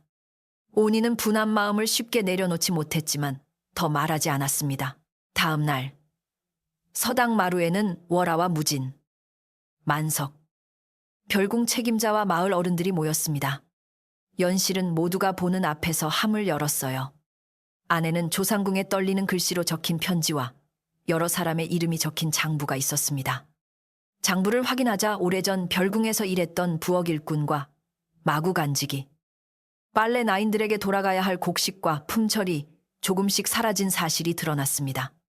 액수는 한 사람의 삶을 바꿀 만큼 크지 않았지만 오랜 세월 동안 빼앗긴 마음까지 생각하면 결코 작은 일이 아니었습니다. 사람들의 얼굴에는 다시 분노가 떠올랐습니다. 조상궁의 편지에는 자신의 욕심을 조카 사랑이라는 말로 감추었다는 고백이 적혀 있었습니다. 그는 연실에게 높은 자리를 주고 싶어 남의 몫을 훔쳤고, 월하가 왕의 신임을 얻자 자신의 꿈이 무너질까 두려워 거짓을 만들었다고 했어요. 또한 연실이 자신의 명령을 따랐지만 겁을 주고 도망갈 길까지 막은 책임은 자신에게 더 크다고 적었습니다. 편지 끝에는 남은 돈과 땅을 팔아 피해를 본 사람들에게 돌려달라는 부탁이 있었습니다. 연실은 작은 주머니를 내놓았고 그 안에는 오랫동안 모은 은전과 땅을 판 문서가 들어 있었습니다. 마을 어른들은 돈을 어떻게 나눌지를 두고 오래 이야기했습니다. 피해를 본 이들 가운데는 이미 세상을 떠난 사람도 있었고 다른 고을로 떠난 사람도 있었지요. 월하는 이름을 하나씩 확인하여 살아있는 사람에게는 직접 돌려주고 세상을 떠난 사람의 몫은 가족에게 보내자고 했습니다. 가족을 찾을 수 없는 몫은 겨울마다 가난한 집에 곡식을 나누는 데 쓰자고 제안했어요. 사람들은 모두 동의했습니다. 연실은 자신도 품삯을 받지 않고 사람들을 찾아다니겠다고 했습니다. 그것이 용서를 얻기 위한 대가가 아니라 자신이 끝내야 할 일이라고 말했습니다. 그러나 몇몇 마을 사람들은 연실이 다시 도망칠 수 있다며 믿지 못했습니다. 한 남자는 오래전 지은 죄가 있으니 손에 줄을 묶어 다니게 해야 한다고까지 말했어요. 그때 오니가 마루 아래에서 일어나 사람들 앞으로 나왔습니다. 그는 전날까지 연실을 쫓아내야 한다고 생각했지만 어머니의 이야기를 들은 뒤 밤새 생각했다고 했습니다. 어머니가 거짓말 때문에 고통받았는데 우리가 확인하지 않고 연실 아줌마가 또 도망칠 거라고 말하면 그때 사람들과 다르지 않습니다. 아이의 목소리는 떨렸지만 마루에 모인 어른들은 아무도 끼어들지 못했습니다. 월하는 아들의 말을 듣고 놀랐지만 곧 눈빛이 부드러워졌습니다. 만석은 오니를 바라보며 배우는 사람은 글자를 많이 아는 사람이 아니라 어제의 마음을 오늘 고칠 줄 아는 사람이라고 했지요. 마을 사람들은 연실을 묵자는 말을 거두었습니다. 대신 돈과 문서를 나누는 동안 연실이 만석의 서당 옆방에 머물며 모든 일을 여러 사람과 함께 처리하기로 했습니다. 연실도 그 조건을 받아들였습니다. 그는 오니에게 고맙다고 말하려 했지만 오니는 자신이 연실을 믿는 것이 아니라 그가 하는 일을 지켜보겠다고 솔직히 대답했습니다. 연실은 그 말이 오히려 편하다며 고개를 숙였습니다. 그날부터 연실과 오니는 여러 마을을 함께 다니게 되었습니다. 오니는 글을 읽고 주소를 적을 수 있었고 연실은 오래전 별궁에서 일했던 사람들의 고향을 기억했지요. 두 사람은 산길을 걷고 나룻배를 타며 장부에 적힌 이들을 찾아다녔습니다. 처음에는 오니가 앞서 걷고 연실은 멀리 뒤따랐습니다. 길에서 밥을 먹을 때도 서로 다른 돌 위에 앉았어요. 하지만 연실이 절뚝이는 다리로도 쉬지 않고 걷고 잘못한 일을 숨기지 않고 사람들 앞에서 고백하는 모습을 보며 오니의 마음은 조금씩 달라졌습니다. 어느 산골 마을에서 그들은 오래전 별궁 부엌 일꾼의 딸을 만났습니다. 부엌 일꾼은 이미 세상을 떠났고 딸은 홀로 두 아이를 키우며 살고 있었어요. 연실은 무릎을 꿇고 그 어머니에게 돌아갔어야 할 곡식값을 내놓았습니다. 딸은 처음에는 돈을 받지 않겠다고 했지만 연실이 이것은 은혜가 아니라 오래 미뤄진 품감이라고 말하자 눈물을 흘리며 받아들었습니다. 돌아오는 길에 오니는 연실에게 사과를 하면 마음이 편해지느냐고 물었습니다. 연실은 오히려 더 아프지만 아파야 잊지 않을 수 있다고 답했습니다. 여름이 시작될 무렵 장부에 적힌 대부분의 사람을 찾았습니다. 남은 돈은 마을 공동 곡식 창고를 고치는 데 쓰였고 창고 문에는 3개의 자물쇠가 달렸습니다. 열쇠는 별궁, 책임자와 마을 어른, 그리고 매달 바뀌는 일꾼 한 사람이 나누어 보관했지요. 월하는 기록을 누구나 볼 수 있도록 서당벽에 붙였습니다. 사람들은 곡식이 들어오고 나갈 때마다 수량을 함께 읽었습니다. 조상궁이 남긴 거짓 장부가 오히려 마을에서 누구도 혼자 장부를 감추지 못하게 만드는 계기가 된 셈이었습니다. 일을 마친 연실은 어느 비오는 아침 떠날 준비를 했습니다. 그는 더 머물면 마을 사람들이 불편할 것이라며 남쪽 고을의 작은 절에서 부엌길을 돕기로 했다고 했어요. 월하는 그를 붙잡지 않았습니다. 다만 길에서 먹을 주먹밥과 새버선 한 켤레를 보자기에 넣어주었습니다. 연실은 그것을 받을 수 없다며 물러섰지만 월하는 용서의 선물이 아니라 먼 길을 걷는 사람에게 주는 밥이라고 말했습니다. 연실은 끝내 보자기를 받아들고 오래 울었습니다. 두 사람 사이에는 완전히 지워지지 않은 상처와 더 이상 피하지 않는 마음이 함께 남아 있었습니다. 온이는 마을 어귀까지 연실을 배웅했습니다. 느티나무 아래에 이르자 연실은 처음 왔던 날 자신에게 다가온 사람이 온이뿐이었다고 말했어요. 온이는 그날 자신도 연실을 수상한 사람으로만 보았다고 솔직히 답했습니다. 연실은 사람을 의심하는 마음이 항상 나쁜 것은 아니지만 의심한 뒤에도 사실을 들을 귀를 남겨두어야 한다고 했지요. 그리고 온이에게 어머니처럼 살려고 애쓰지 말고 어머니가 지킨 것을 자신의 방식으로 이어가라고 당부했습니다. 온이는 고개를 숙여 인사했고 연실은 절뚝이는 걸음으로 남쪽 길을 따라 멀어졌습니다. 그날 저녁 온이는 어머니와 마당에 앉아 매화나무 아래 떨어진 푸른 열매를 주었습니다. 그는 월하에게 연실을 용서했느냐고 물었어요. 월하는 한참 생각한 뒤 용서는 문을 한번 열어주는 일이 아니라 다시는 그 사람의 잘못이 자신의 마음을 다스리지 못하게 하는 일 같다고 대답했습니다. 연실을 볼 때 아직도 오래전의 두려움이 떠오르지만 이제 그 두려움 때문에 연실의 오늘까지 거짓이라고 하지는 않겠다고 했지요. 온이는 그 말을 모두 이해하지 못했지만 언젠가 알게 될 것이라 생각하며 열매를 바구니에 담았습니다. 무지는 부엌에서 된장국을 끓이다 두 사람을 불렀습니다. 세 식구는 낮은 밥상에 둘러앉아 보리밥과 풋나물, 따뜻한 국을 나누어 먹었어요. 온이는 여러 고을을 다니며 만난 사람들의 이야기를 들려주었고 월하와 무지는 끼어들지 않고 끝까지 들었습니다. 이야기가 끝난 뒤 무지는 아들이 이제 사람의 잘못만 보는 눈과 사람이 달라지는 모습까지 보는 눈을 함께 갖게 되었다고 말했습니다. 온이는 쑥스러워 밥그릇만 내려다 보았지만 마음속에는 작고 따뜻한 불빛 하나가 켜진 듯 했습니다. 밤이 깊어지자 봄부터 기다리던 매화나무 아래에 반딧불이 몇 마리 나타났습니다. 온이는 마루 끝에 앉아 어둠 속에서 오르내리는 빛을 바라보았어요. 멀리 별궁의 등불도 보였지만 그의 눈에는 마당의 작은 빛들이 더 가깝고 환했습니다. 월하는 아들의 어깨에 얇은 겉옷을 덮어주고 곁에 앉았습니다. 온이는 자신이 태어나기 전 이야기를 이제야 알게 되었지만 그 이야기가 자신을 부끄럽게 하거나 무겁게 만들지는 않는다고 말했습니다. 오히려 앞으로 어떤 말을 믿고 어떤 말을 멈추어야 하는지 알려주는 길처럼 느껴진다고 했지요. 월하는 아들의 손을 잡고 사람이 남긴 상처를 기억하되 그 기억으로 또 다른 사람을 다치게 하지는 말아야 한다 라고 조용히 말했습니다. 온이는 고개를 끄덕인 뒤 어머니의 어깨에 잠시 머리를 기대었습니다. 부엌에서 무진이 아궁이의 불씨를 덮는 소리가 들렸고 열린 창문으로는 풀벌레 울음이 들어왔습니다. 마을의 집들도 하나둘 불을 낮추고 잠들 준비를 했지요. 그날 밤 월하의 작은 기와집에는 오래된 잘못을 잊지 않으면서도 새로운 내일을 받아들이는 세 사람의 고른 숨소리가 따뜻하게 이어졌습니다. 이 이야기가 우리에게 남기는 가장 깊은 가르침은 사람의 진정한 자리는 신분이나 권세가 아니라 끝까지 지켜야 할 사람 곁에 있다는 것입니다. 월하는 왕의 총애를 받았지만 높은 자리를 탐하지 않았고 거짓 소문 속에서도 자신의 아이와 사랑하는 사람의 이름을 버리지 않았습니다. 무진 또한 두려움 뒤에 숨지 않고 돌아와 자신의 책임을 함께 짊어졌습니다.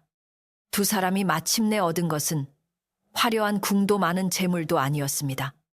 서로가 돌아오기를 기다려주는 작은 집과 같은 밥상에 앉아 따뜻한 국을 나누는 평범한 하루였습니다. 그러나 바로 그 평범함이야말로 어떤 권세보다 오래 남는 행복이었습니다. 이 이야기는 또한 확인하지 않은 말이 얼마나 쉽게 한 사람의 삶을 무너뜨릴 수 있는지를 보여줍니다. 사람들은 처음에는 그저 들은 말을 옮겼을 뿐이라고 생각했지만 그 작은 말들이 모여 월아와 태어나지 않은 아이를 죄인으로 만들었습니다. 그러므로 우리는 남의 사정을 들었을 때 곧바로 판단하거나 옮기기보다 그 말이 사실인지 한 번 더 생각해야 합니다. 말은 입에서 나오는 순간 사라지는 것처럼 보이지만 누군가의 마음에는 오랫동안 지워지지 않는 상처로 남을 수 있기 때문입니다. 진실을 알지 못한다면 침묵하는 것이 때로는 가장 따뜻한 배려가 될 수 있습니다. 또 하나의 중요한 가르침은 자신의 잘못을 인정하는 용기가 남의 잘못을 밝히는 용기보다 먼저 필요하다는 것입니다. 월아와 무지는 자신들이 궁의 규율을 어겼다는 사실을 숨기지 않았습니다. 먼저 자신의 책임을 인정했기에 그들의 말에는 힘이 생겼고 사람들도 마침내 거짓과 진실을 구별할 수 있었습니다. 잘못을 인정하는 것은 자신을 낮추는 일이 아니라 더 이상 거짓에 끌려가지 않겠다는 단단한 선택입니다.